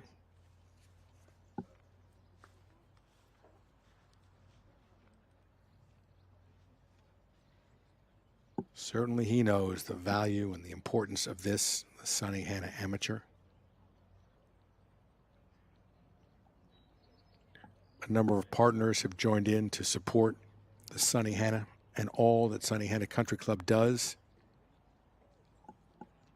including Ameriserve Financial Incorporated. Special thanks to them. A look at the 18th green. You can tell these Tillinghast undulations. This golf course designed more than 100 years ago by one of the geniuses of American golf course design, A.W. Tillinghast. Created here in his home state. This, the final hole, the one we'll be covering today. The 18th hole, par 4, 373 yards. Bends a little bit from left to right. Left side is going to give you a more open shot towards the green. As you can see, you can run shots up here at Sunnehanna Country Club. But left side brings some deep rough into play. We've already seen a lost ball from a past champion on the left side of 18 today. The hole location, as you see with the green map. Hole cut in the back left.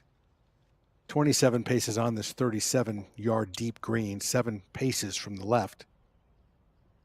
As Ronan Banerjee has missed the green short left. Excuse me, that's not Ronan. My apologies. That's Ethan Sang.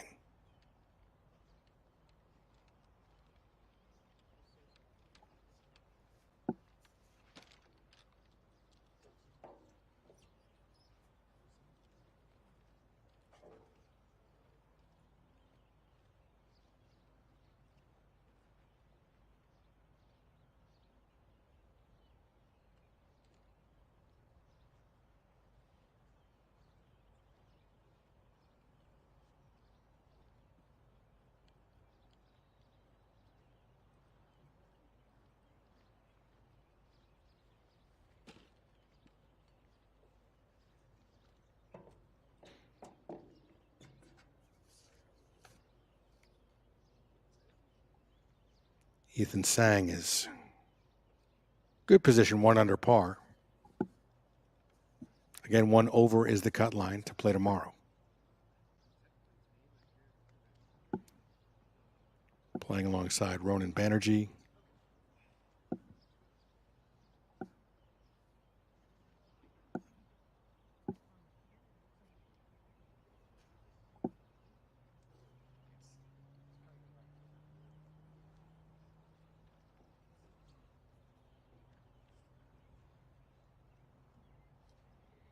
And Rocco Salviti.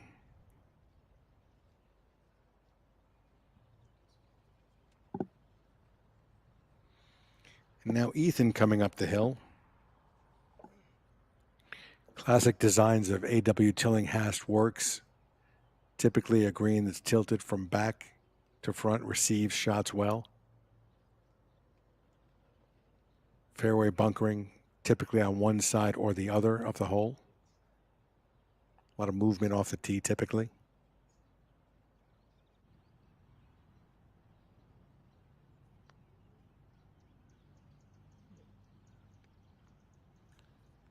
Did not take the break he expected.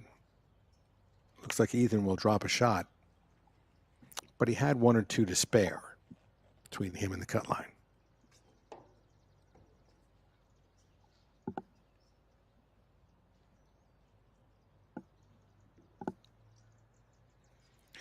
Now Rocco Salviti.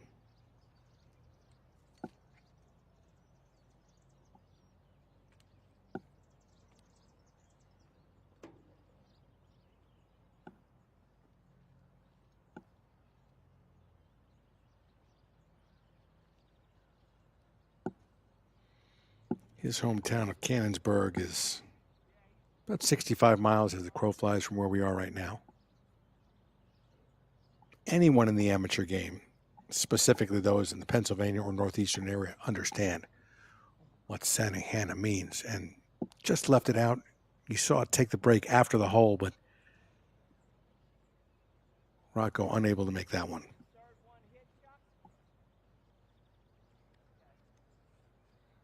And at +1, he does not have a lot of room.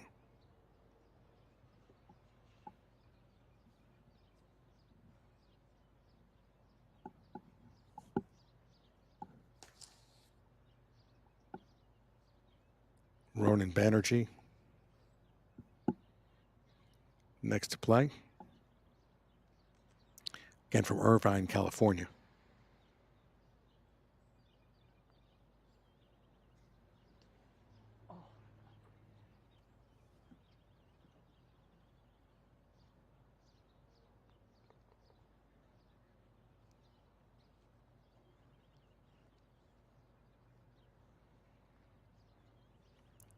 Still a nice round for Ronan. He's currently 3 under.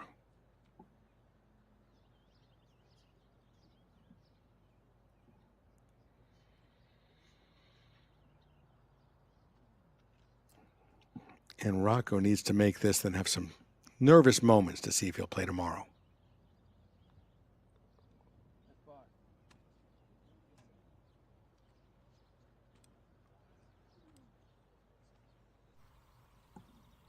Back to the tee at 18.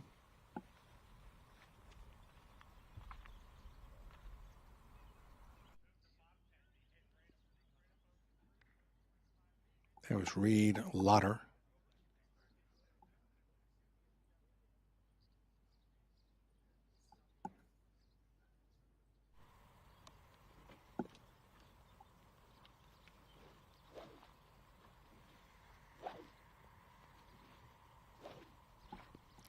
Next is Anthony Delasante from Sanborn, New York.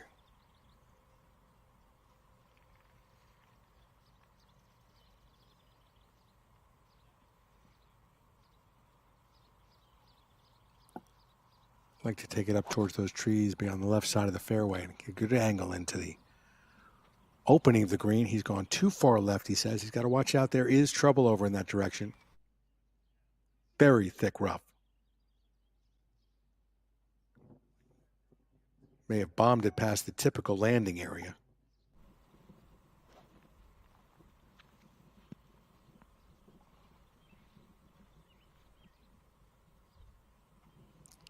Finally, Wyatt Province from Amarillo, Texas.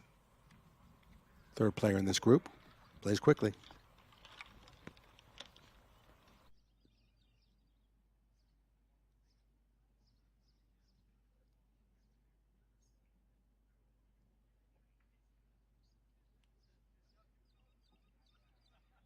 Safe off the tee.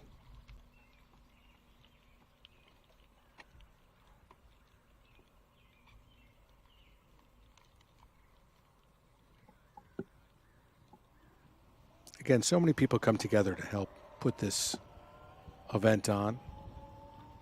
So many sponsors, including Conemaugh Health Systems, proud sponsor of the 2025 Sunnehanna Invitational. This amateur tournament has been in existence in one form or another since the 1930s. Reconstituted as a stroke play event in 1954. Won in 1954 by one of the great names in the game, Don Cherry, would go on to some fame on the PGA Tour. He was an entertainer, released some albums, some singing albums.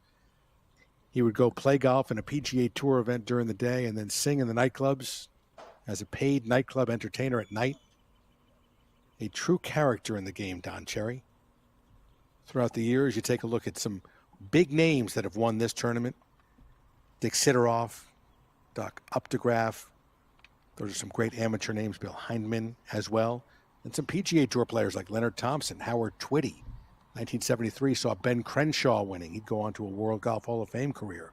Jay Sigel won his first Sunnehanna in 1976. One of the greatest amateur players this country has ever known. He would win 4 times. John Cook won a couple of times. Bobby Clampett, who had a wonderful early part of his PGA Tour career. Jody Mudd was so talented. Kind of an enigma in the game. Tiger Woods played here. Scotty Scheffler played here. Jack Nicklaus played here. None of them won.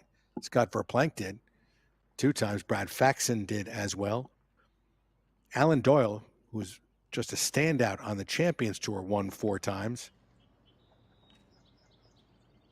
Dillard Pruitt, PGA Tour player and brother-in-law of Jay Haas, is a past champion. Major champions like Ricky Fowler have won this championship. 2016. 9 years ago, it was Colin Morikawa. The same year they were playing the U.S. Open at Oakmont in 2016. Justin Johnson won that one. Colin Morikawa, on his first trip, the California boy, to the western part of Pennsylvania, would fall in love with Sunnehanna Country Club and win the Sunnehanna Amateur. Ricky Fowler has won here. Many big names. Preston Summerhays.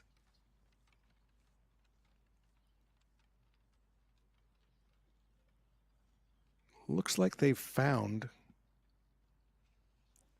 the errant drive at the 18th. Lucky a little further left than that, and trouble gets greater.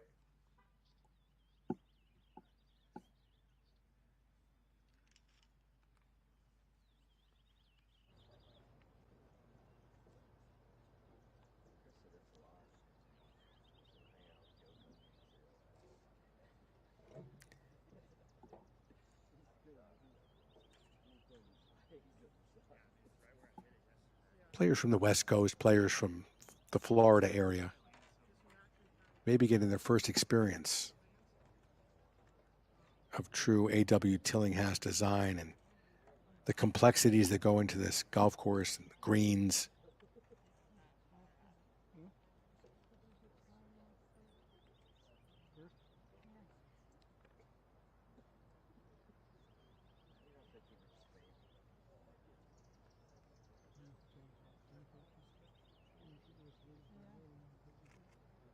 Again, that's Wyatt Province.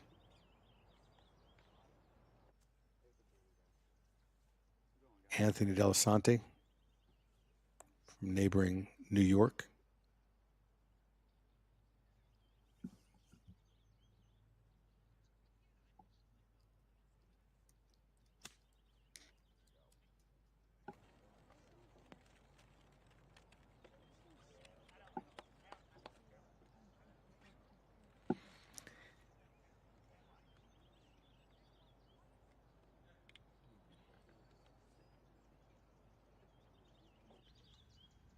Anthony had a great career at Valparaiso. His team went 120-6 while he was there. As we quickly jump over to Wyatt Province.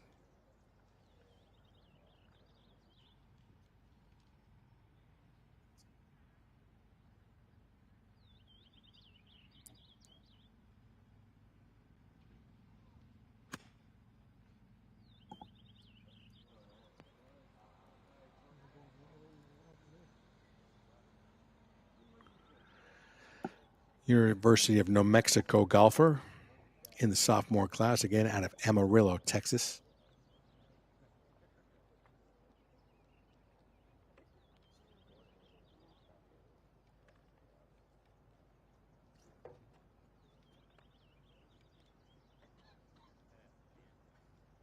He's just transferred over to University of New Mexico. He was at Western Texas A&M.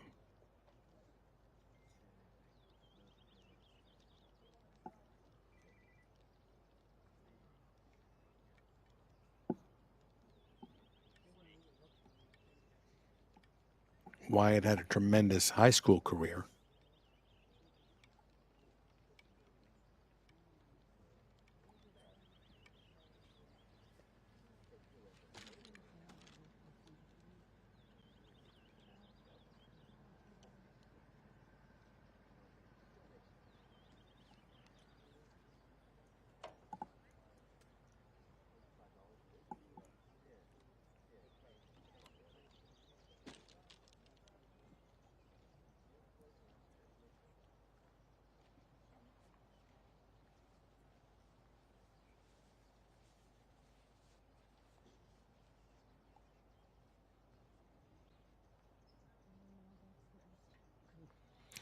Not easy to start your day, finish most of your round, especially if you're near the cut line, which currently sits at even par. It's been moved back.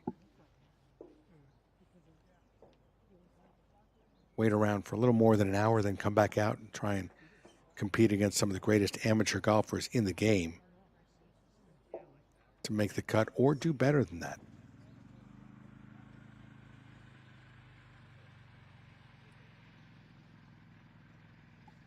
This is Reed Lauder. He's 4 under on his round. There's a couple under to start the day.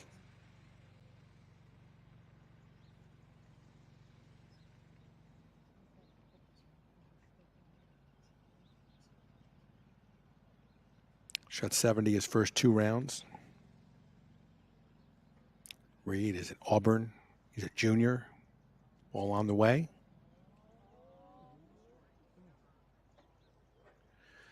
And when you see amateur golfers of this talent level missing putts by that much on a green that's rolling pretty smoothly, you know that A.W. Tillinghast had some devilish intentions on these greens. Though this, the 18th hole, is not as originally designed by Tillinghast.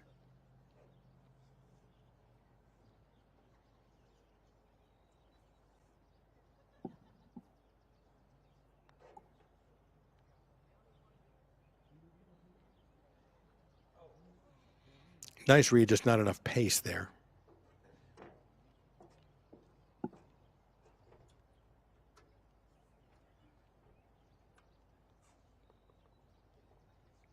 As Anthony Delasante will finish.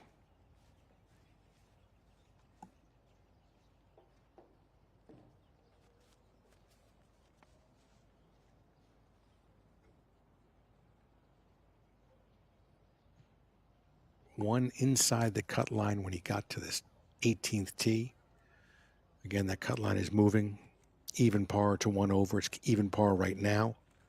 Currently 62 players even par or better. Reed Lauder.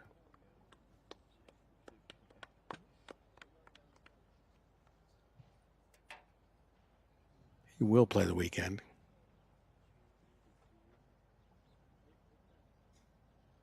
I want to say the weekend. It's only 1 day weekend at this tournament. Final round tomorrow. We will live stream that final round, cover the all the action final group, and if other groups look like players might be contending to win, we'll keep an eye on them as well.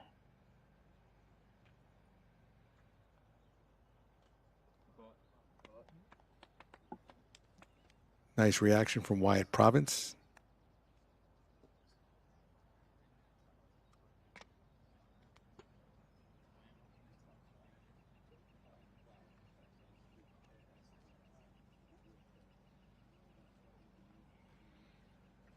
And a good round from Wyatt. 5 under on his round, coming to that tee. He'll play on the weekend, and more than just making the cut. He's in the mix, just 3 shots back.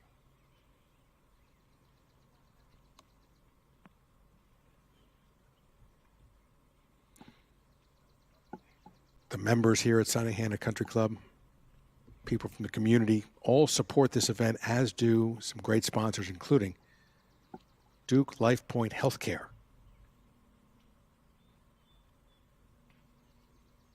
Thank you for their support.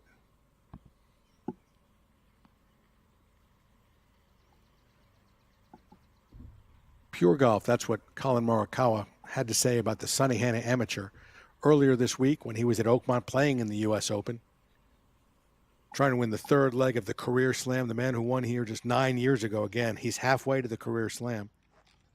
All of the Grand Slam tournaments, all of the majors in 2024, last year on the PGA Tour, on the men's tour at least, were won by players who were in the field 10 years prior, 1 decade prior, here at the Sunnehanna. 2015. The 10:20 starting time has now reached the fairway here at the 18th. And the man in black, not Johnny Cash there, that's out of Blacksburg, Virginia, Jake Albert.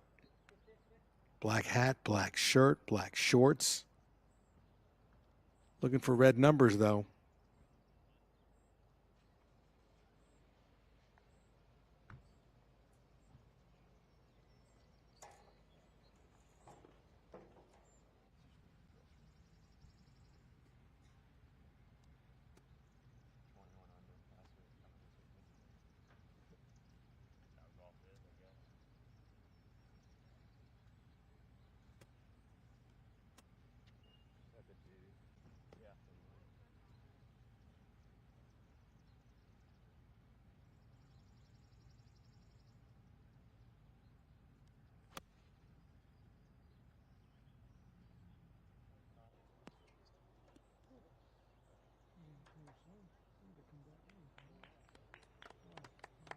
Great approach shot from Jake Albert. Jake needs to make that to get to 2 over and have any chance of playing tomorrow in Saturday's final round.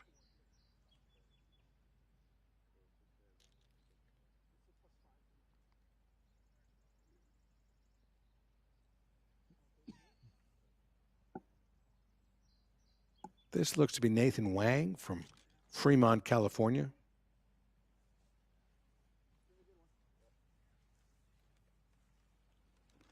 Currently a couple under, 2 under on his round today. Shot 72 to open, 2 over, 68.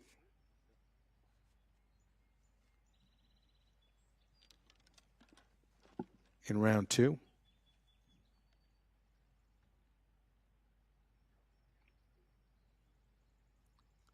Left-handed golfer. Out of the heavy rough. It can be tough to control the spin, even if you're a seasoned professional, but that's a nice approach right there for Nathan.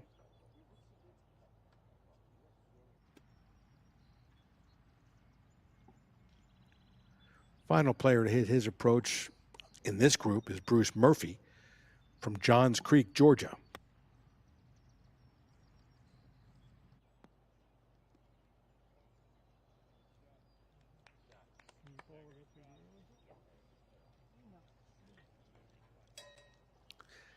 So 3 good approaches here at the 18th.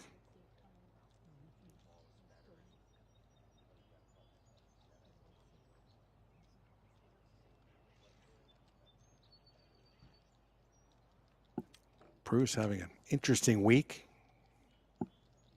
You saw his approach there. He shot 65 to open, 75 in round 2. Makes that putt, shoots another 65, gets to 5 under, 4 shots back of the lead.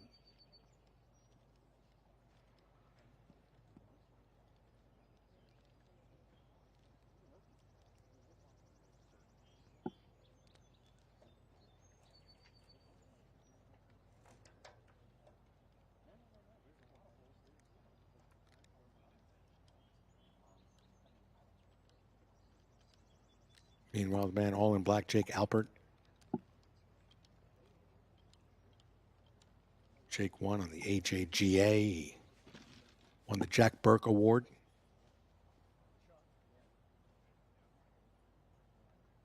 He won the Lanto Junior Championship, shot 63-63 in his final 2 rounds.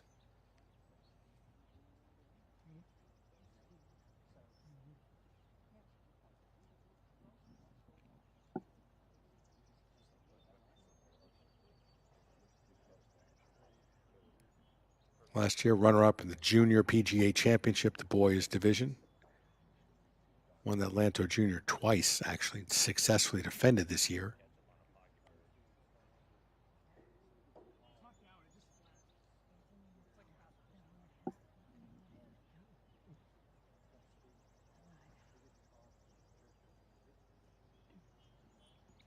Looks like Nathan Wang might be first to play.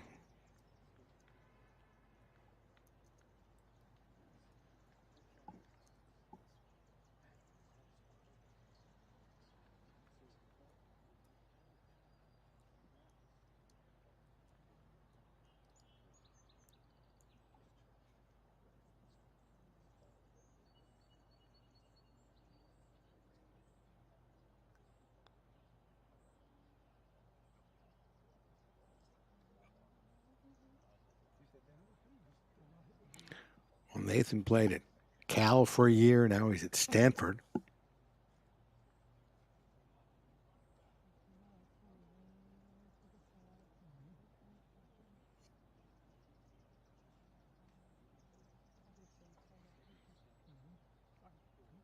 Made the All-ACC team as a junior.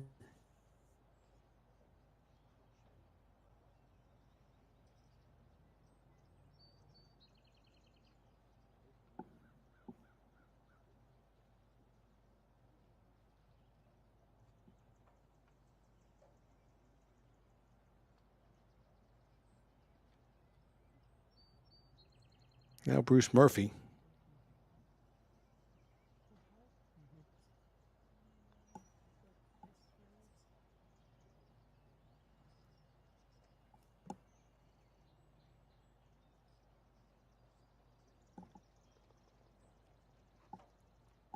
He'll finish that up and be inside the cut line.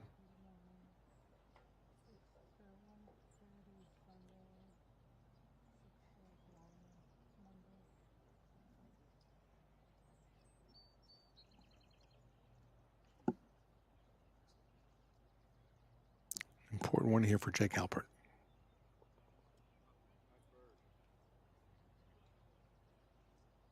Shaking his head, but he still has an opportunity to make the cut.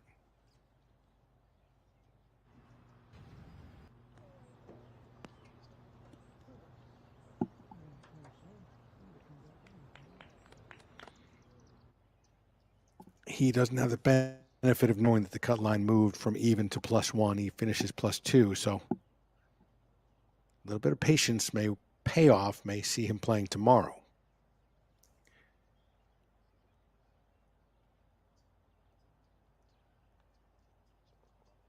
Now Nathan will definitely play tomorrow. Again, opened in 72, shot 2 under in round 2. A couple under today as we go back to the tee. 10:30 starting time has reached this tee box. And this is Carson Bertagnoli from Pinehurst, North Carolina.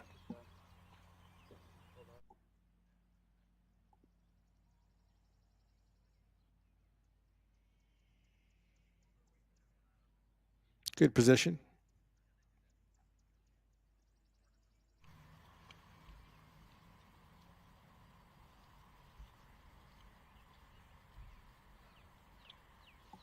It's Michael Reeby from Encinitas, California.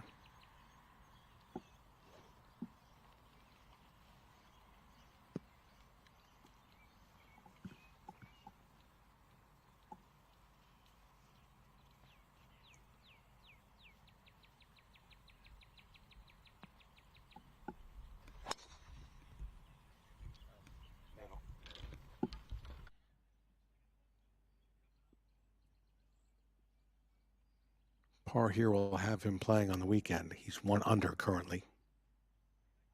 That's Michael Reeby.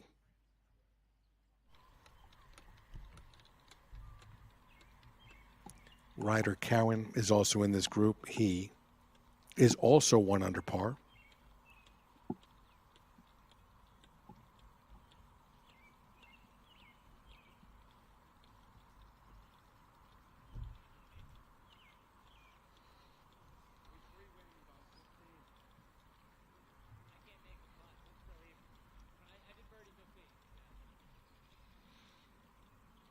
The Commonwealth of Pennsylvania truly supports this wonderful event, as does First Commonwealth among the corporate sponsors, to make sure that this, the oldest 72-hole stroke play amateur event in our country that's sponsored by a club, continues.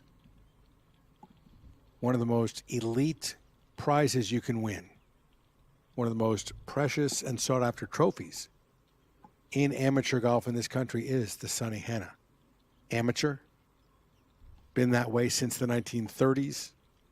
Again, they stopped down and restarted as a stroke play event in 1954. And again, the players that have won this championship, legendary. The players that have played in this championship include the 2 greatest players of all time, Tiger Woods and Jack Nicklaus.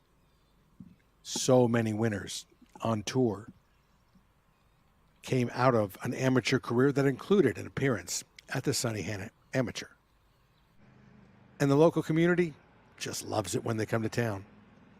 Whether it's the autographs they get to seek, the names they look for years later, and anyone who had a golf ball like that size at least, a bunch of names written on it from a decade ago, let's say 11 years ago, could look in 2024 at the major championship winners in the game of golf, and all of the names on the major championship trophies from 2024, Scotty Scheffler, Xander Schauffele, and Bryson DeChambeau would have been on that golf ball. Kids, parents alike, and the Sunnehanna Country Club members actually put up many of the participants, have them stay with the families, and the host families and the players remain friends for years. Easier to do so nowadays through the help of electronic media and connection through the internet, social media, etc. But that's been going on for years and years, including when a 15-year-old kid took the advice of Bill Campbell, the legendary amateur, and decided to come on over from Ohio with his dad, Charlie Nicklaus. Jack played in his first amateur competition, national amateur competition. Tiger Woods, this was his first national amateur competition. Pretty special. Now back in the 18th fairway,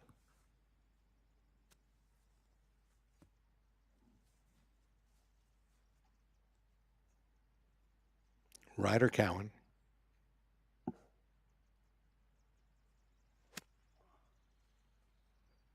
Again, this thick rough, you can tell maybe didn't make the contact he wanted. Coming up a little short, typically out of the rough, you'll pull it a little bit left. When you pull it, typically it'll go longer. This is a little shorter, but still seems to have found the putting surface right at the very front, a little bit of a false front at this 18th green. So maybe somewhat fortunate that it stayed where it did.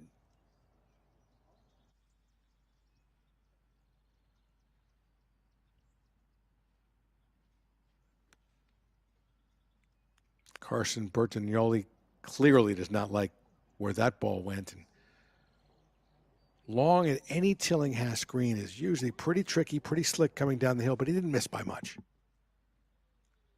should be able to make his par. And now Michael Reeby from California.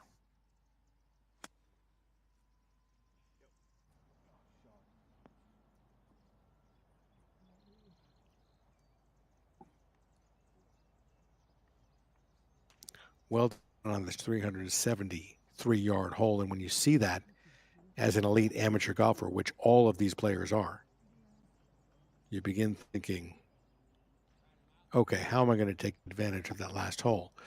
But if you played a couple of practice rounds here, played a few rounds of competition earlier on in the week, you know that the defense is not necessarily all in the length here at Sunnehanna Country Club.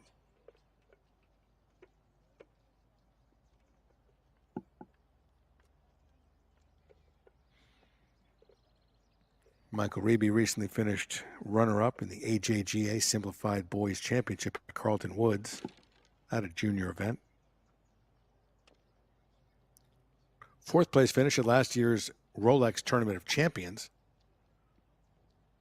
So some nice finishes. Played in the Junior President's Cup.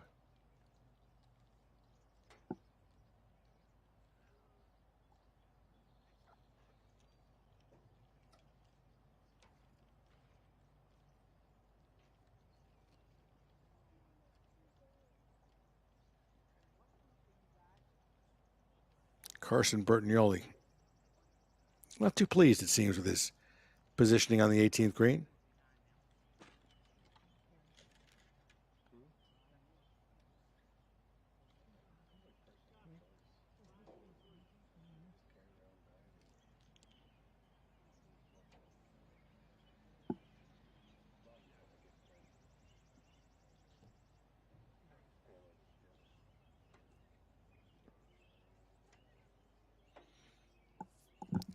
He needs to pull himself together here and get up and down from where he is right now. Stay at even par and stay inside the cut line. A bogey here would do two things. Make him wait, but also move us closer to the cut line, moving to one over. Currently, again, 62 players and tied. 62 players are at even or better currently. 60 and ties make the cut.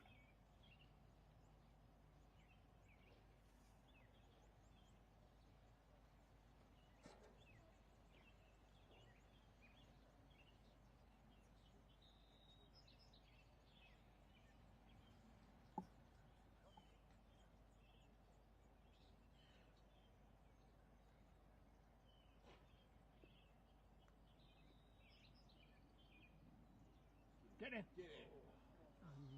Great shot, bud. Decent effort.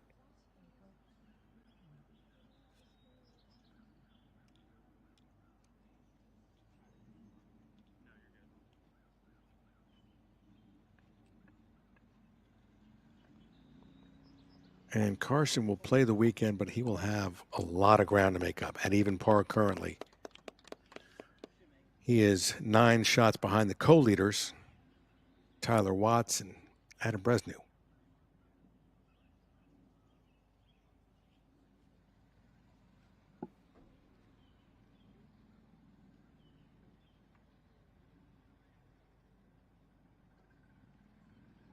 Now Michael Reeby.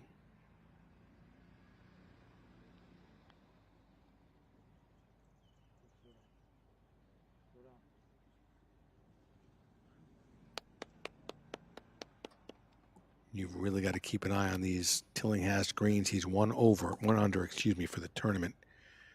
1 under for his round.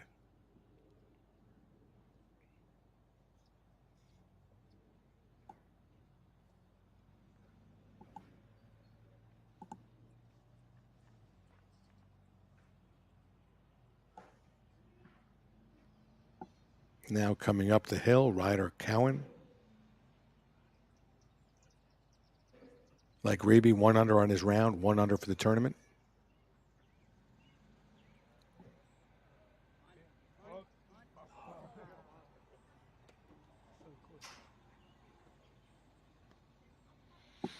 That should be good enough to have him play the weekend.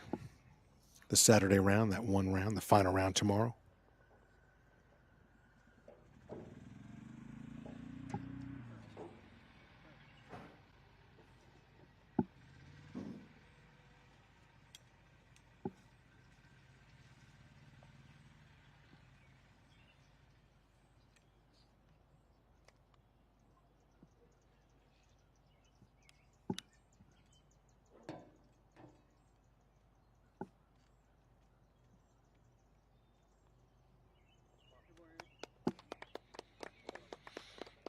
On to the final round for Michael Reeby and Ryder Cowan.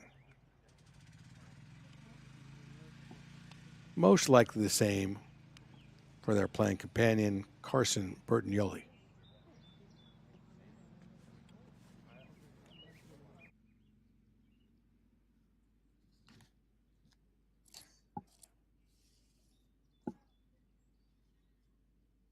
Back on the tee, actually having hit their tee shots.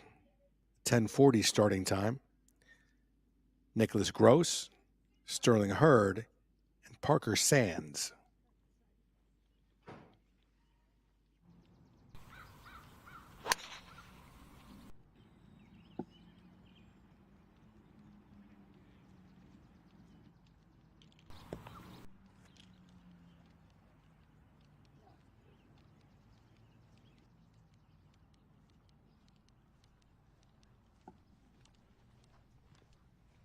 That's Nicholas Gross right there. Nicholas from Downingtown, Pennsylvania.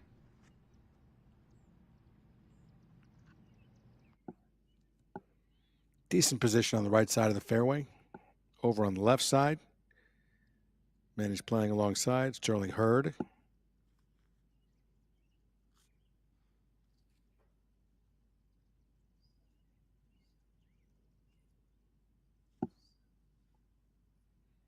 Looks like Sterling will be next to play.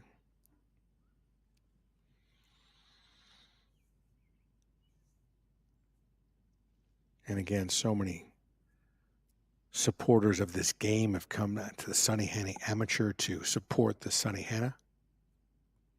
FootJoy included. Great makers of golf shoes and equipment. So Nicholas finds the front of the green. Always want to leave the ball below the hole here at any Tillinghast design, but this one specifically. Wingfoot as well, Baltusrol, all the big name Tillinghast courses, including the site of September's Ryder Cup, Bethpage Black.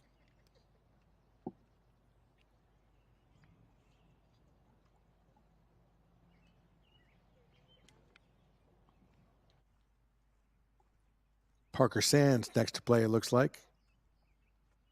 Parker's got an interesting angle. Looks like he missed it badly enough that he's out of the high rough and found a little bit of luck here off another tee box.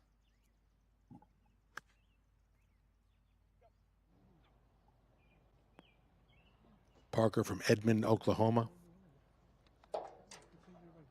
Bunch of great major champions out in that area, including Bob Tway.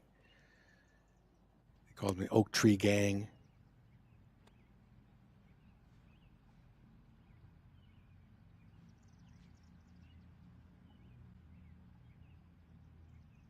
Now Nicholas Gross.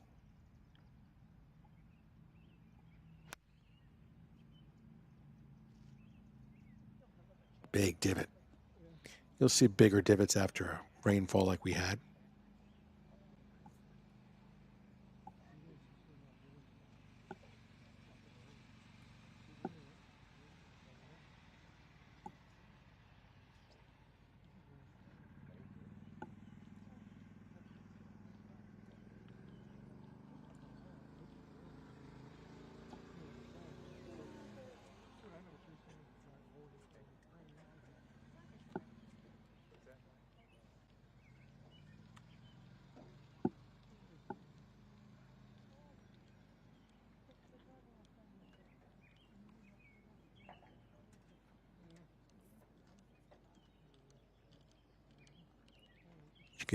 Looking at the 18th.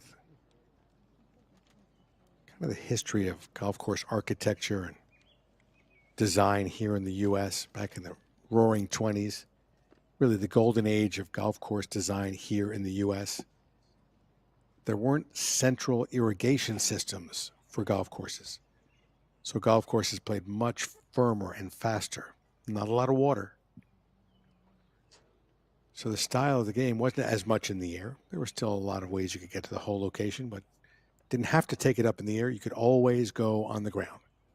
Bump and run, land it short, run it up, especially with the greens like Tillinghast would design. So a lot of openings, as you'll see here on the 18th. Wide open, big green, many different options to get the ball to the hole. And at 373 yards, your final hole to be playing in this third round of the Sunnehanna Amateur. A lot of ways to do something good and put yourself in position to either make a run at the leaderboard or play on Saturday's round, the final round, by virtue of making the cut.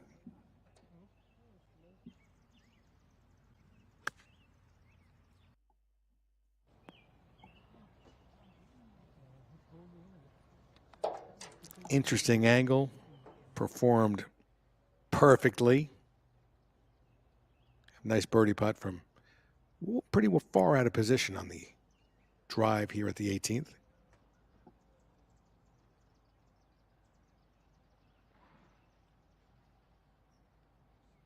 Sterling Hurd looks like he's next to play. He's from Austin, Texas.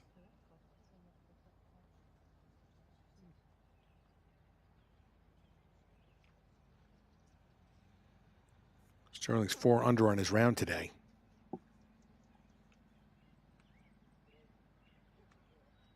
This would pull him within 5 of the leader, as Tyler Watts has made a birdie move to 10 under.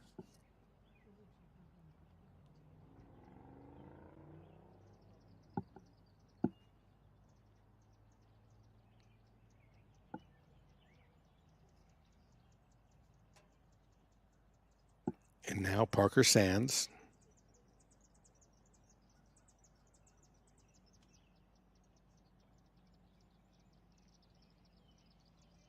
He's 3 under on his round today. Also, though, 4 under for this tournament.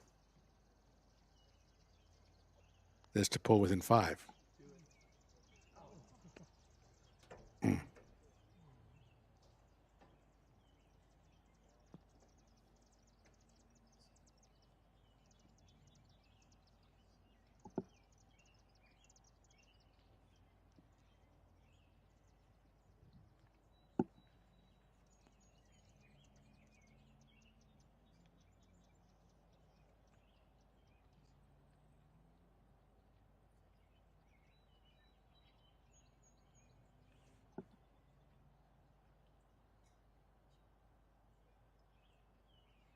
And now Nicholas Gross. Important one here for Nicholas.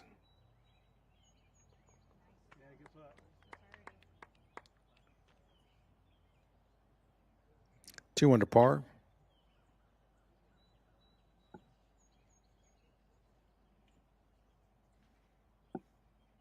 And Sterling Hurd.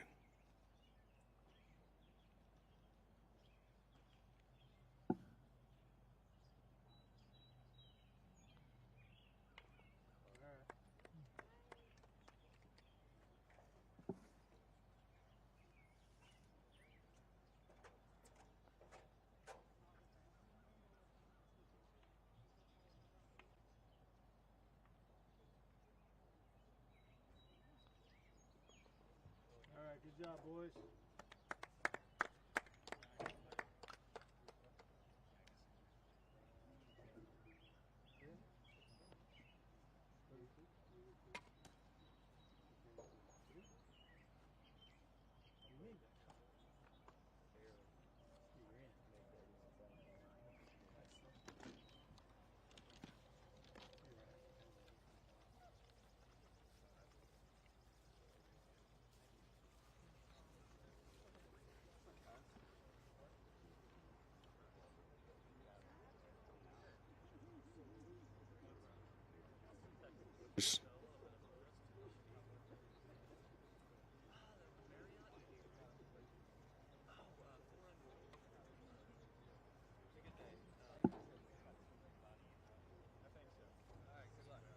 Most of the players we're seeing now will be playing tomorrow in the final round. And as we see, some are even taking a move towards the top of the leaderboard.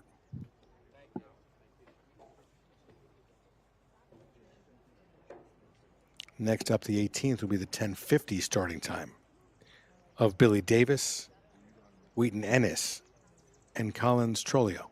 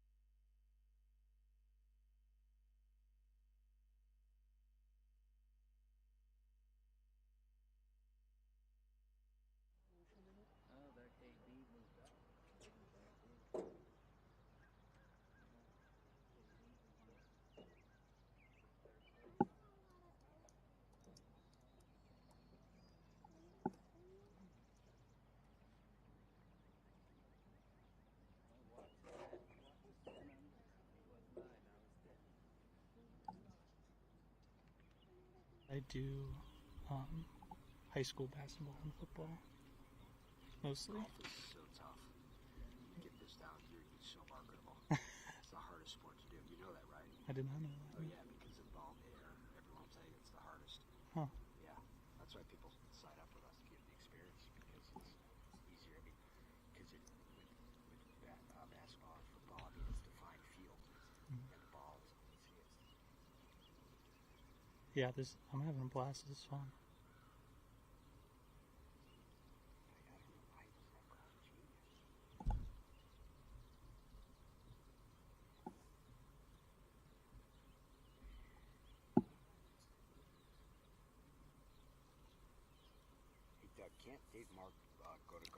So many people gathering together to support this event, whether it be the members of Sunnehanna Country Club, these amateur golfers, their college teams, or the corporate support from folks like Grain Healthcare. Proud sponsor of the 2025 Sunnehanna Amateur. It's been quite a day, some great scoring so far. The leader, Tyler Watts, is at 10 under, 2 players, 1 shot back, another player, 2 shots back, 3 more players within 3. It's going to be an exciting final round, as 6 more players are within 4 shots of the lead. Final round of the 2025 Sunnehanna Amateur will be tomorrow. Starting times in the morning. We'll bring you all the action here, live streaming again. You're looking at the 18th hole, or left of 18 fairway, where the 10:50 group finds themselves. It's Collins Trolio that we're looking at right now. Collins out of West Point, Mississippi.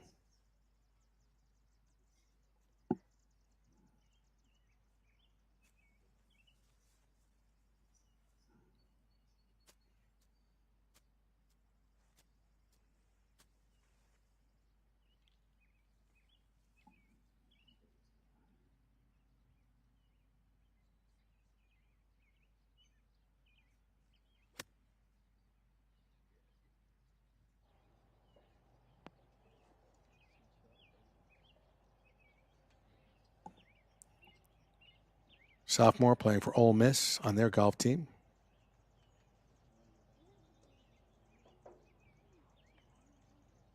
A general business major, again out of Mississippi.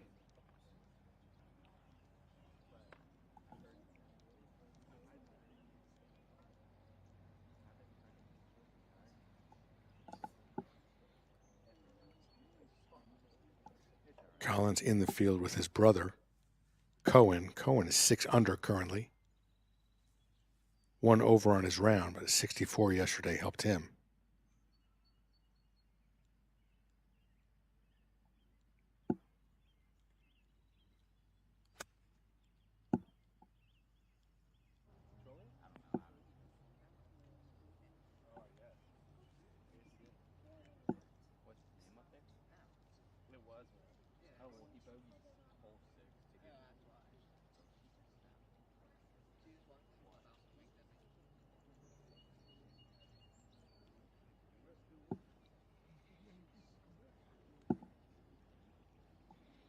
That's Wheaton Ennis as he walks to his ball. Wheaton in decent position to make the cut.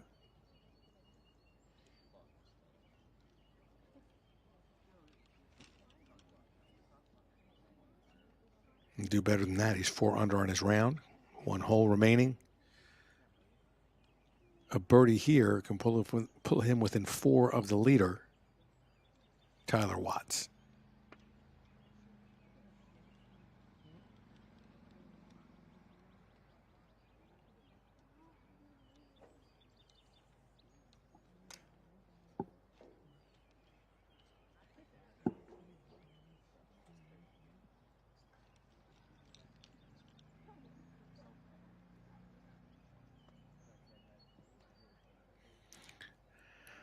Wheaton is an Aggie, Texas A&M.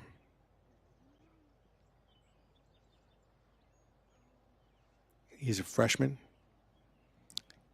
He won the Arizona Amateur last year.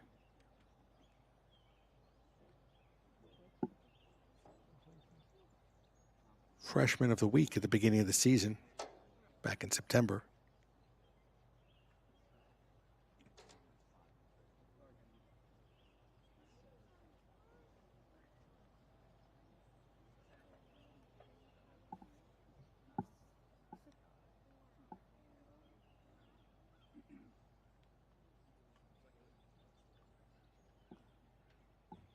If he could somehow coax this in, he'd get to 6 under in that group within 4 of the leader. Asking a lot, though.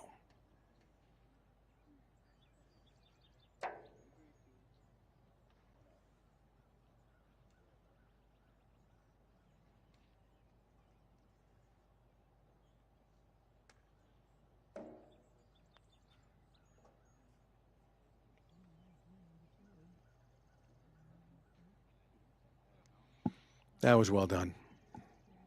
Has the opportunity to make that and stay at 5 under for the tournament, 4 under for his round. Open in 68. That's 2 under, 1 over yesterday.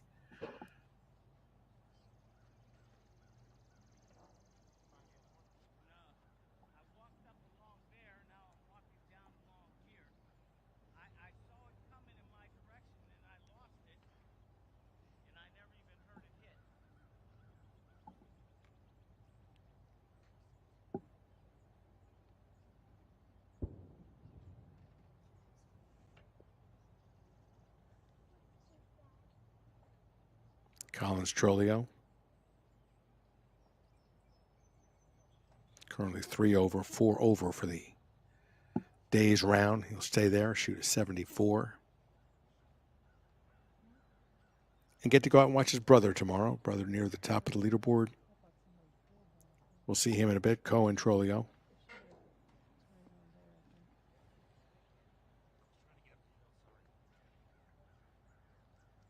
Cohen shot 64 yesterday. Currently 1 over on his round today.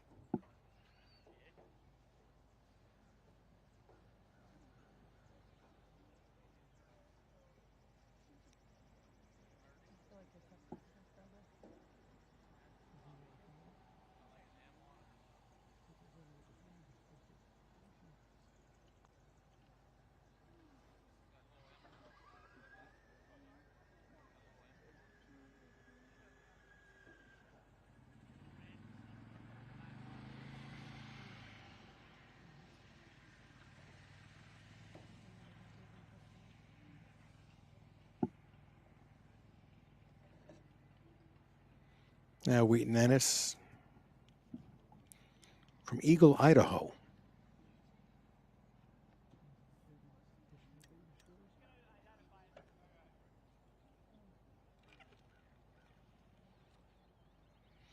Made it to the match play portion of the U.S. Amateur at Hazeltine last year.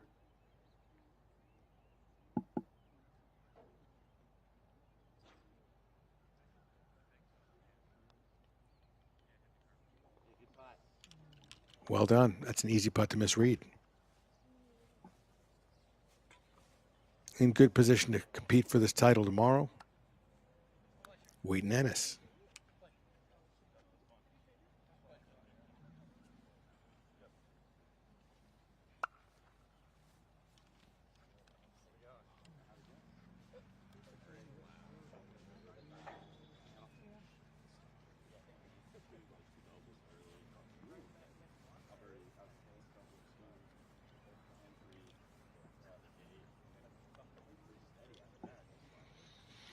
Lots of golf still to be competed here at the 2025 Sunnehanna Amateur, 84th edition of this event.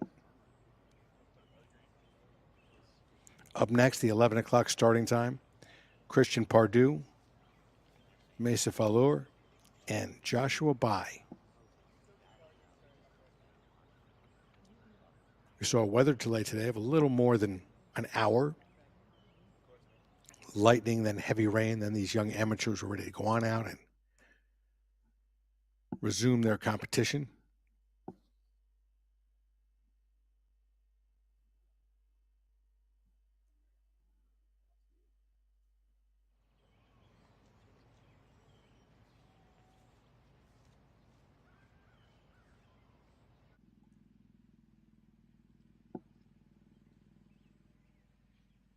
That's Christian Pardue.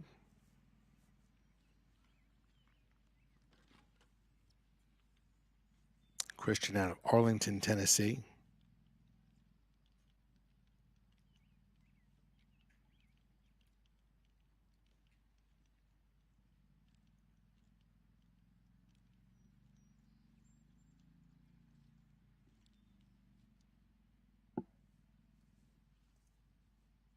Again, this 18th is just 373 yards. Greens at any AW Tillinghast golf course.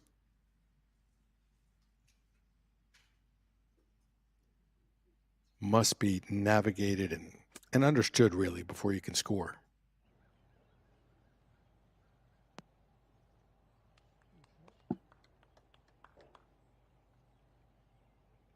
Easy to understand from that distance.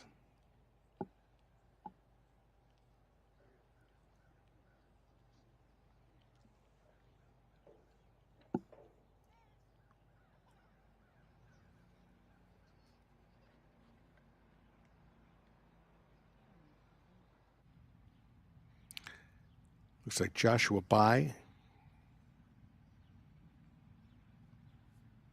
walking back from taking a look at the green. Joshua from Gainesville, Florida.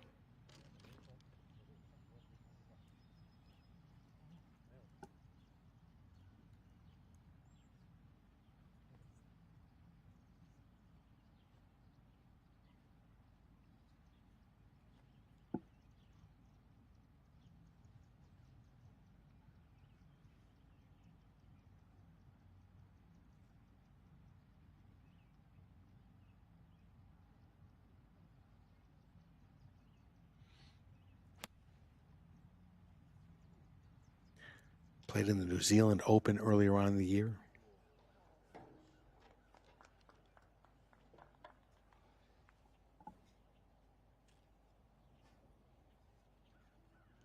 Another nice approach.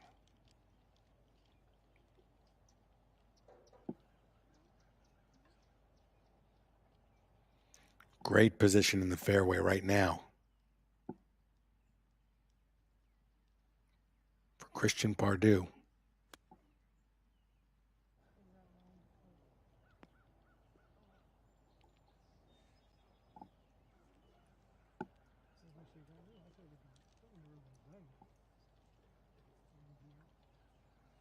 And 3 excellent approaches. Probably the best grouping that we've seen.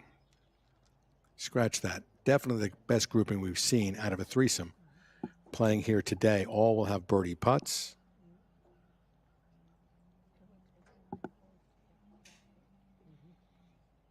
And again, the 84th Sunnehanna Amateur could yield some names. You'll see PGA Tour winners, PGA Tour players, major champions. So many on the list of those who have competed here at the Sunnehanna have gone on to play in majors and win them as well. But they're all competing for this trophy really right now, this week. That's what they're focused on. One of the elite amateur events in the game.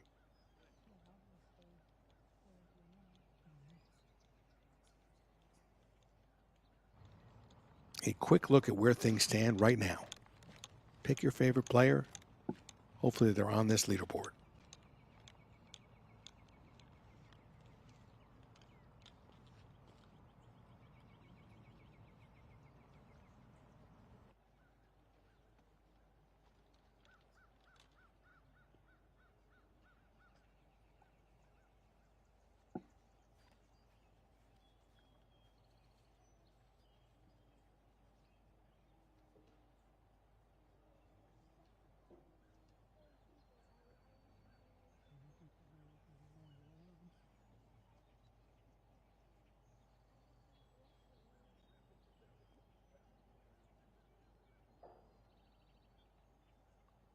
Christian Pardue.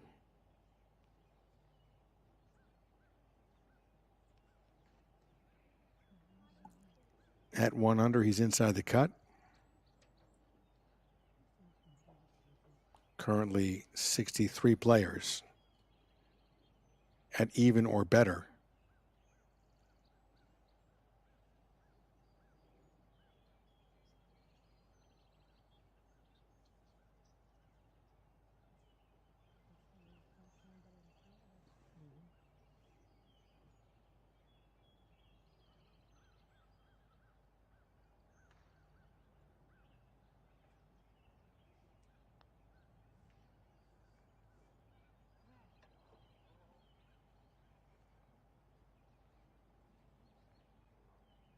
Again, treacherous.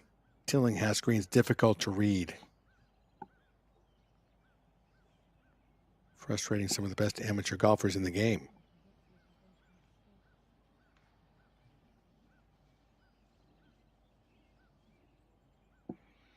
Now Joshua Bai, 1 under today, couple under on his tournament.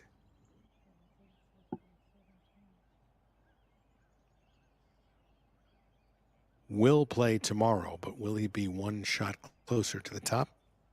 This putt will tell.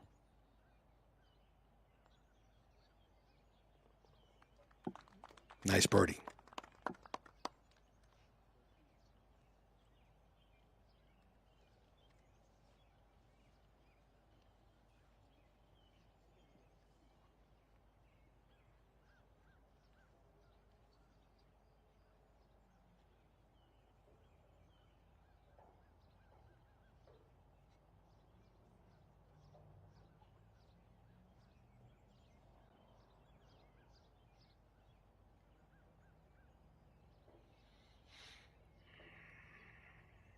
Christian Pardue from Arlington, Tennessee.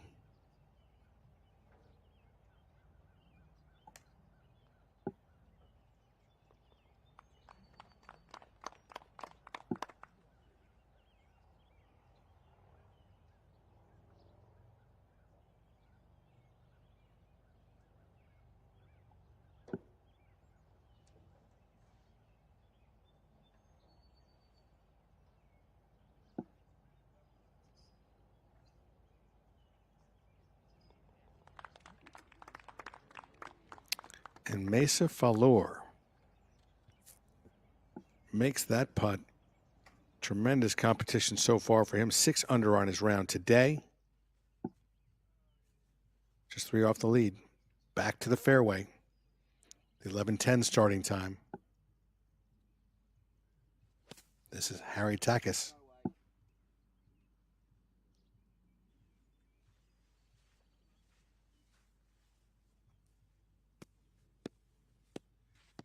tough trying to get out of those Tillinghast bunkers, whether you're greenside or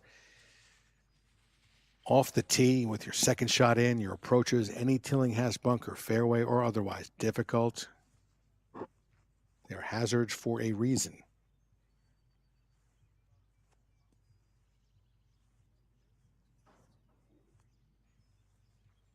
Harry is from Brisbane, California. Not sure if you pronounce it Brisbane or Brisbane. I'm not here to pronounce it in Australia.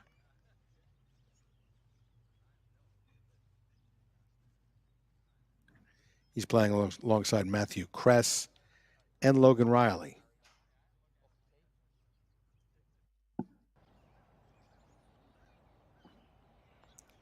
Back up to the green. A replay. That nice putt made.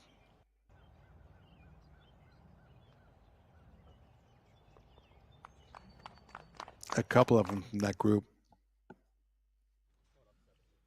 So birdies are available. If you just can stay out of that bunkering on the left side of the 18th fairway, most players knocked it over these bunkers. But Harry Tack is having just a devil of a time.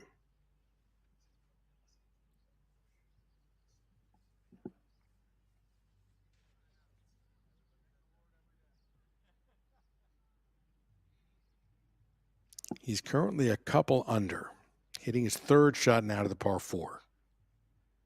So he needs to play well from here. Don't take a double, throw yourself on the cut line.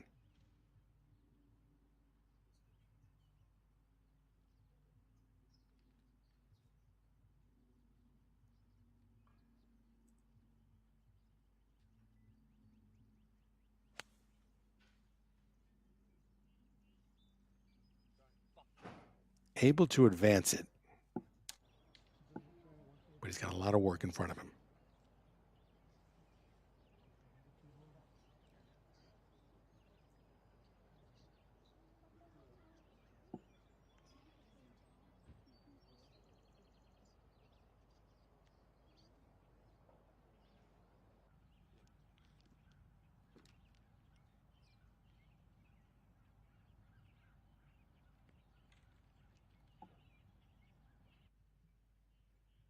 This is Logan Riley.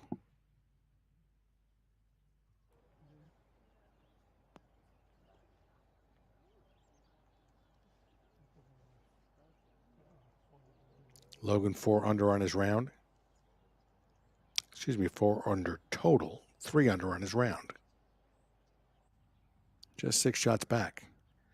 Last player in this group, Matthew Kress.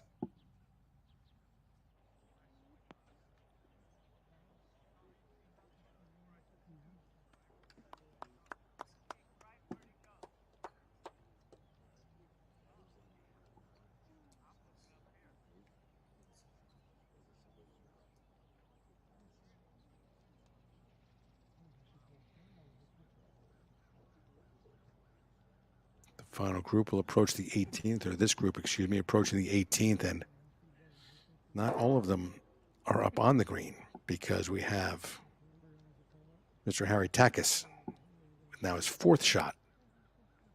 As we take a moment and recognize another supporter of this fine tournament, Highmark.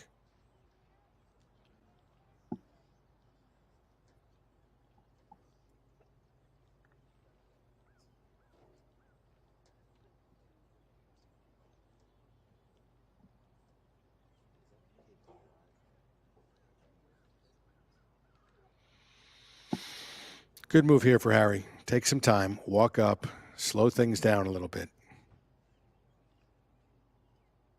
Got to get up and down to stay off the cut line. An awkward yardage likely here. But again, these Tillinghast greens slope typically from back to front. This one, though, not quite as much as you might expect.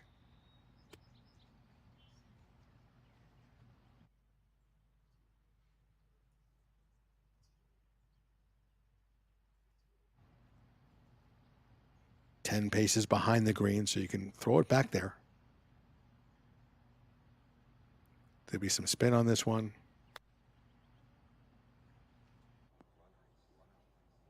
I don't think he caught that one the way he wanted. It looked like it was a little heavy.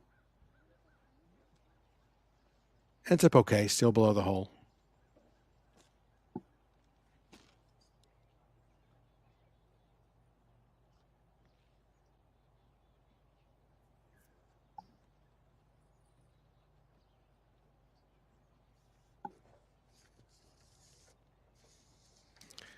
There's about 2 hours and 10 minutes of golf left. If you take a look at the starting times and who's out on the golf course right now, our live stream has about 30 minutes left in our allotted time.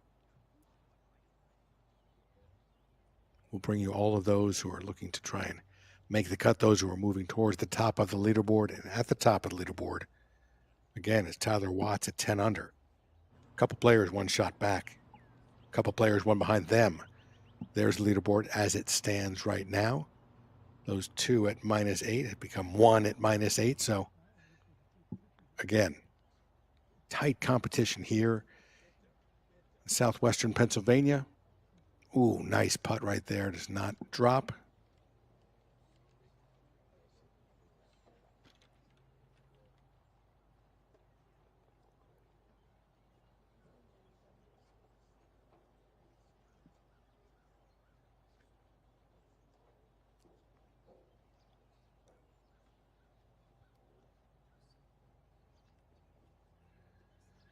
So Haratak has had a tough hole here.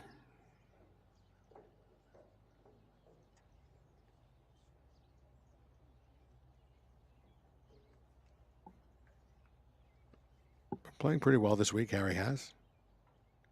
Again, top 60 in ties make the cut. Currently even on his round, 2 under for the tournament. Though this for a bogey. Not able to make it. He'll make double. Drop right back to the cut line, even par.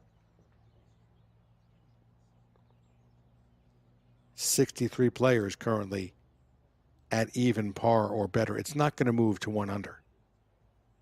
So he will most likely make the cut.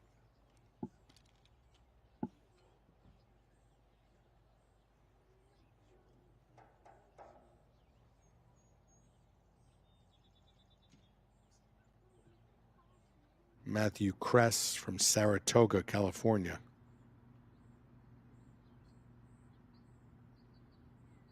In this group as well.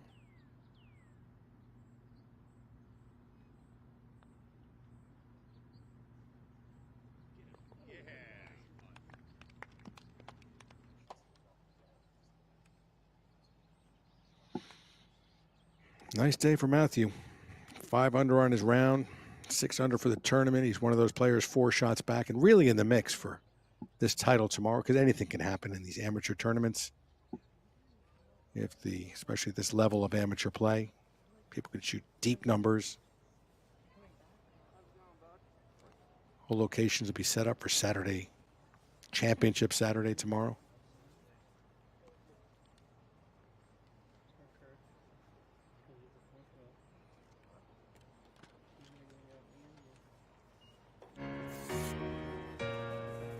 Life would be easier if we were upfront about our mental health. But it doesn't work like that. To help our members feel more confident, Highmark Blue Cross Blue Shield has added over 6,000 mental health professionals, so everyone can get the right care right away. Because whatever you have on the inside deserves to be seen. Because life, Highmark Blue Cross Blue Shield. Let's take another look at that great putt here for a man who's really in the mix here at the Sunnehanna Amateur. It is Matthew Kress. Great round today. 6 under, 4 back. And the 11:20 starting time. Finds themselves on 17 green.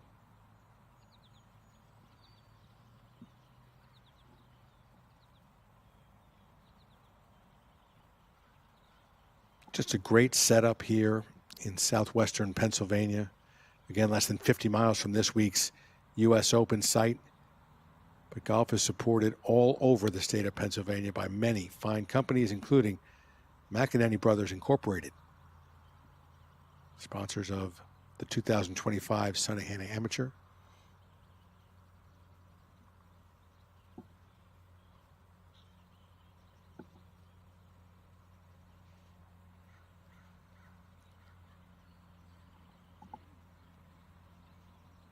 Another sponsor, McElwain Charters and Tours,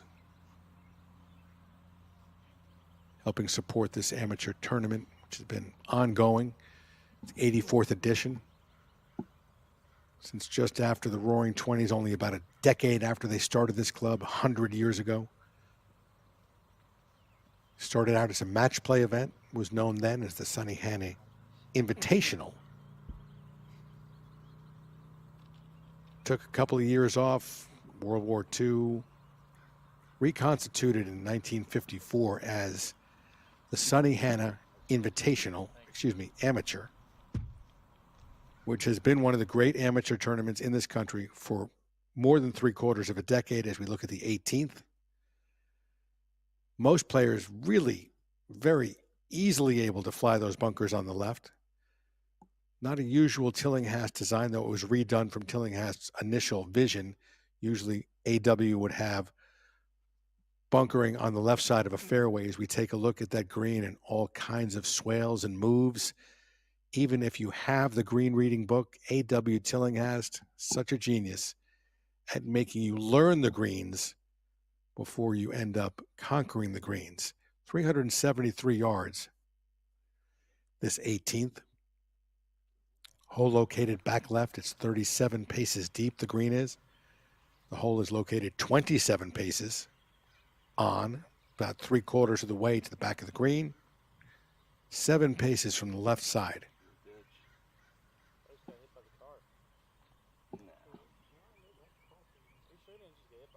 No, I didn't. I watched him fall. I wasn't just walking. I think he got out of the corner. That's Penson Badgett on the tee at 18. Penson from Pilot Mountain, North Carolina.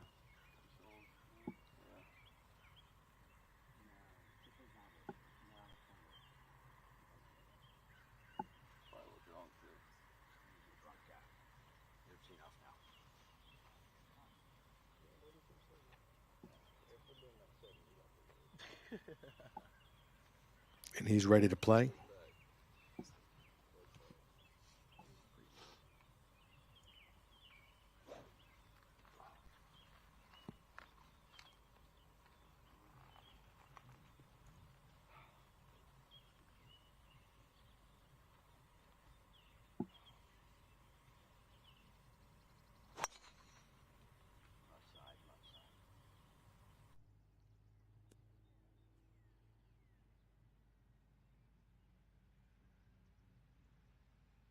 Looks like he's missed the fairway, just off the fairway to the left, make his approach a little more difficult than he would have liked. Penson's had some decent finishes this year on the AJGA circuit. Top 10 at the TaylorMade Invitational. Played in the Sage Valley. But now back on the tee.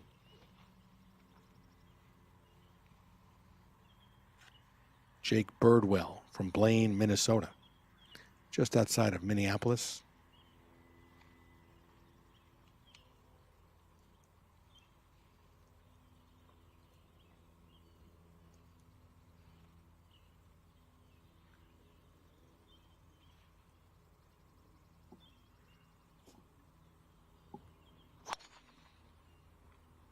Jake plays for Mike Small at the University of Illinois.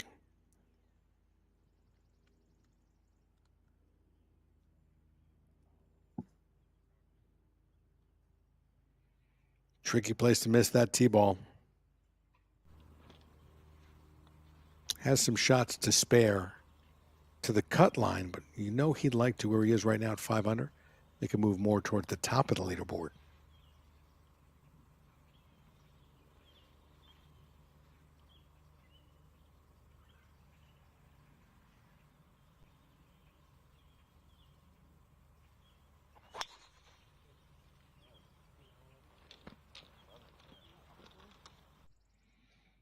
Zach Kingsland from Austin, Texas.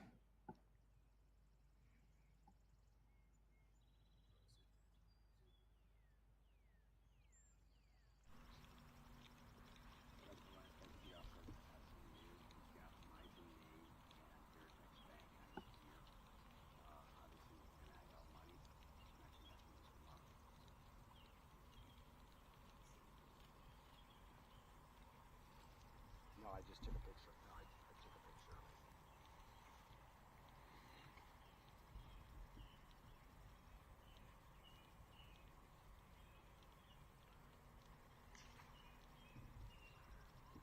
As the young men walk to their balls and take a look at what their chances might be to win the Sunnehanna Amateur, it's by virtue of the partners who support this tournament through their volunteer hours or corporate sponsors like Pancioni Financial Group, who help put the families up of these players, pay for the meals, the van drives back and forth from Pittsburgh Airport here to the Sunnehanna Amateur. And the members at this golf course, Sunnehanna Country Club, don't have a long season, but they give up a good portion of it in the heart of the best of the conditions. Hasn't quite gotten to be yet that steamy part of summer, but they'll give it up for this tournament, close to 90 years old, closer to 100 years old, getting up there in age. But the grand lady that is the Sunnehanna Amateur is a great location. It's a great test of golf. And Titleist is always there for a test of golf, whether it be clubs, gear, or golf balls. And they're here for the Sunnehanna Amateur as a supporting sponsor.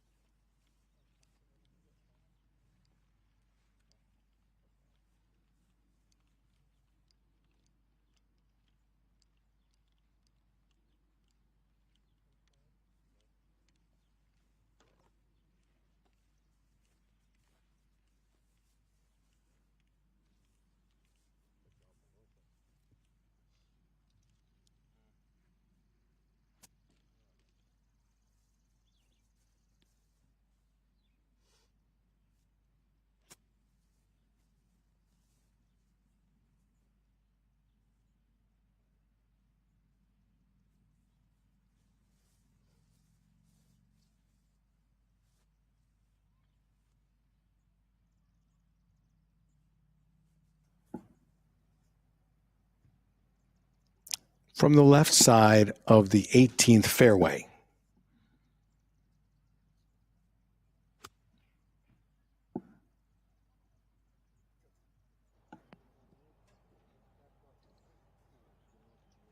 Penson Badgett,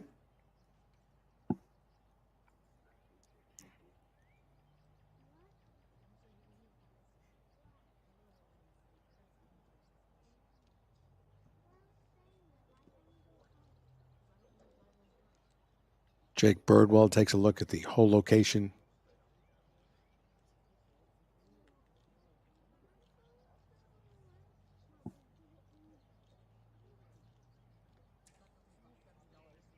The players can feel it. We're getting close to the time that you need to really make something happen. The end of the third round, final round tomorrow. Jake Birdwell, as you see, 4 under, 2 under today. Like to remain there within 6 shots of the lead. Tyler Watts, is at 10 under par.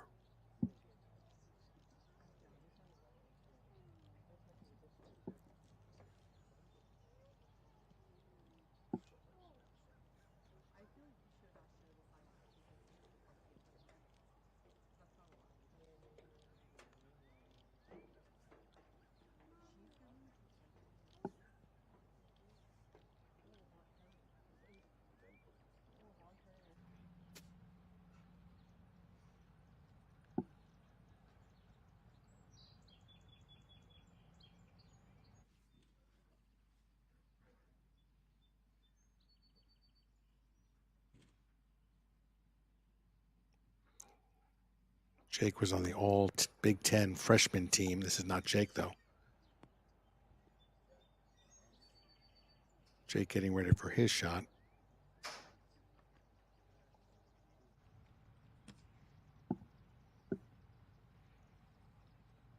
All 10 big championship team as well. A couple years ago won the Minnesota State High School Championship. High School Golfer of the Year in Minnesota as well. A short but passionate season they have for golf.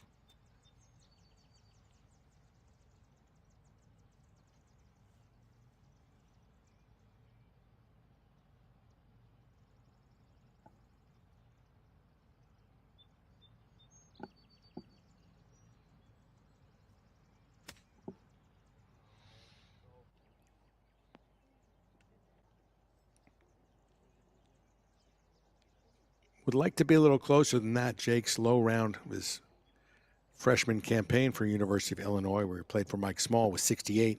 Shot 68 to open this tournament.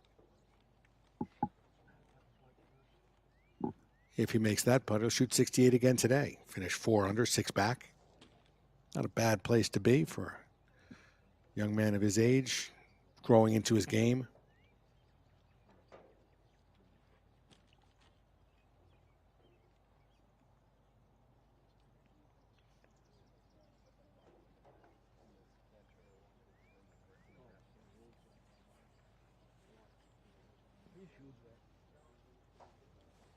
I'm listening to what they're saying. Penson Badgett. Current ranking in the Rolex AJGA ranking statistics is 9th.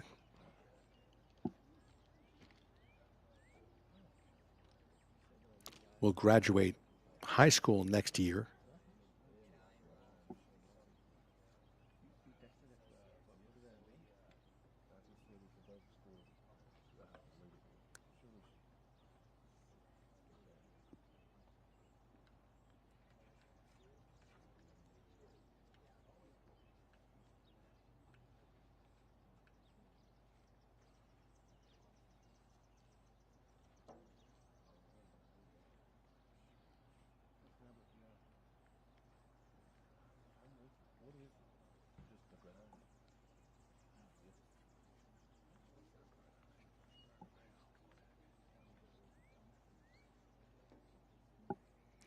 This will be the final group we will cover in today's live stream. Due to the weather delay and the uncertainty of when the rounds will finish today, check sunnehanna.org, the homepage for this championship, to see when our live stream will begin tomorrow. But we'll stay here for the conclusion of this threesome, all three gentlemen playing well.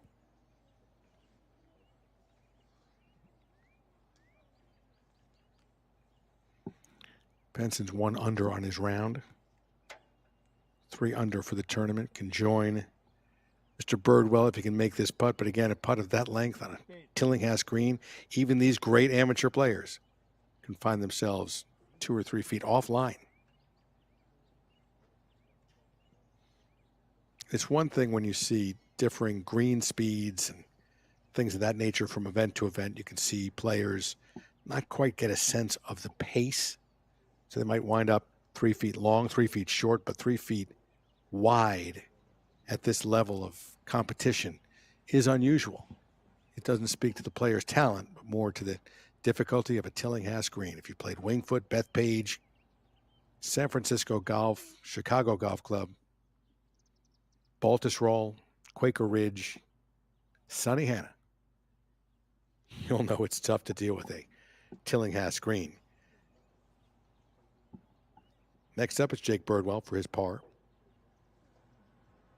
We'll have learned some from that previous putt, but not a lot. To stay at 4 under, 6 back.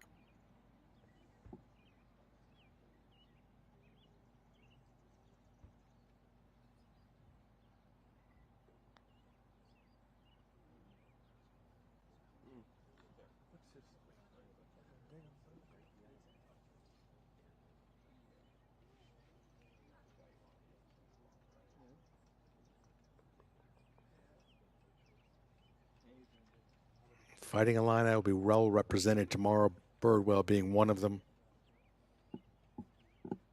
Now Zachary Kingsland, out of Austin, Texas, plays for the SMU Mustangs.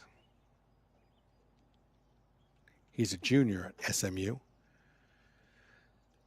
May not sound like a big move, but coming out of Austin, going to play golf in Dallas. You know something about the Texas golf rivalries. That's a big one.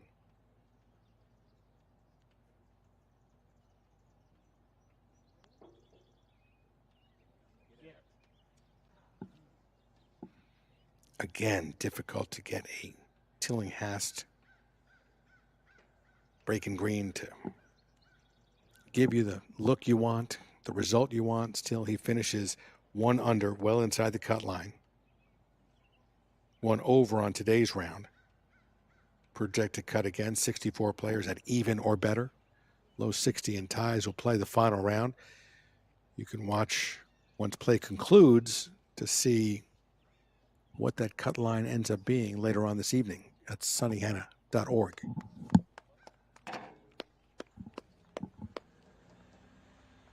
So the 11:20 starting time has finished their round.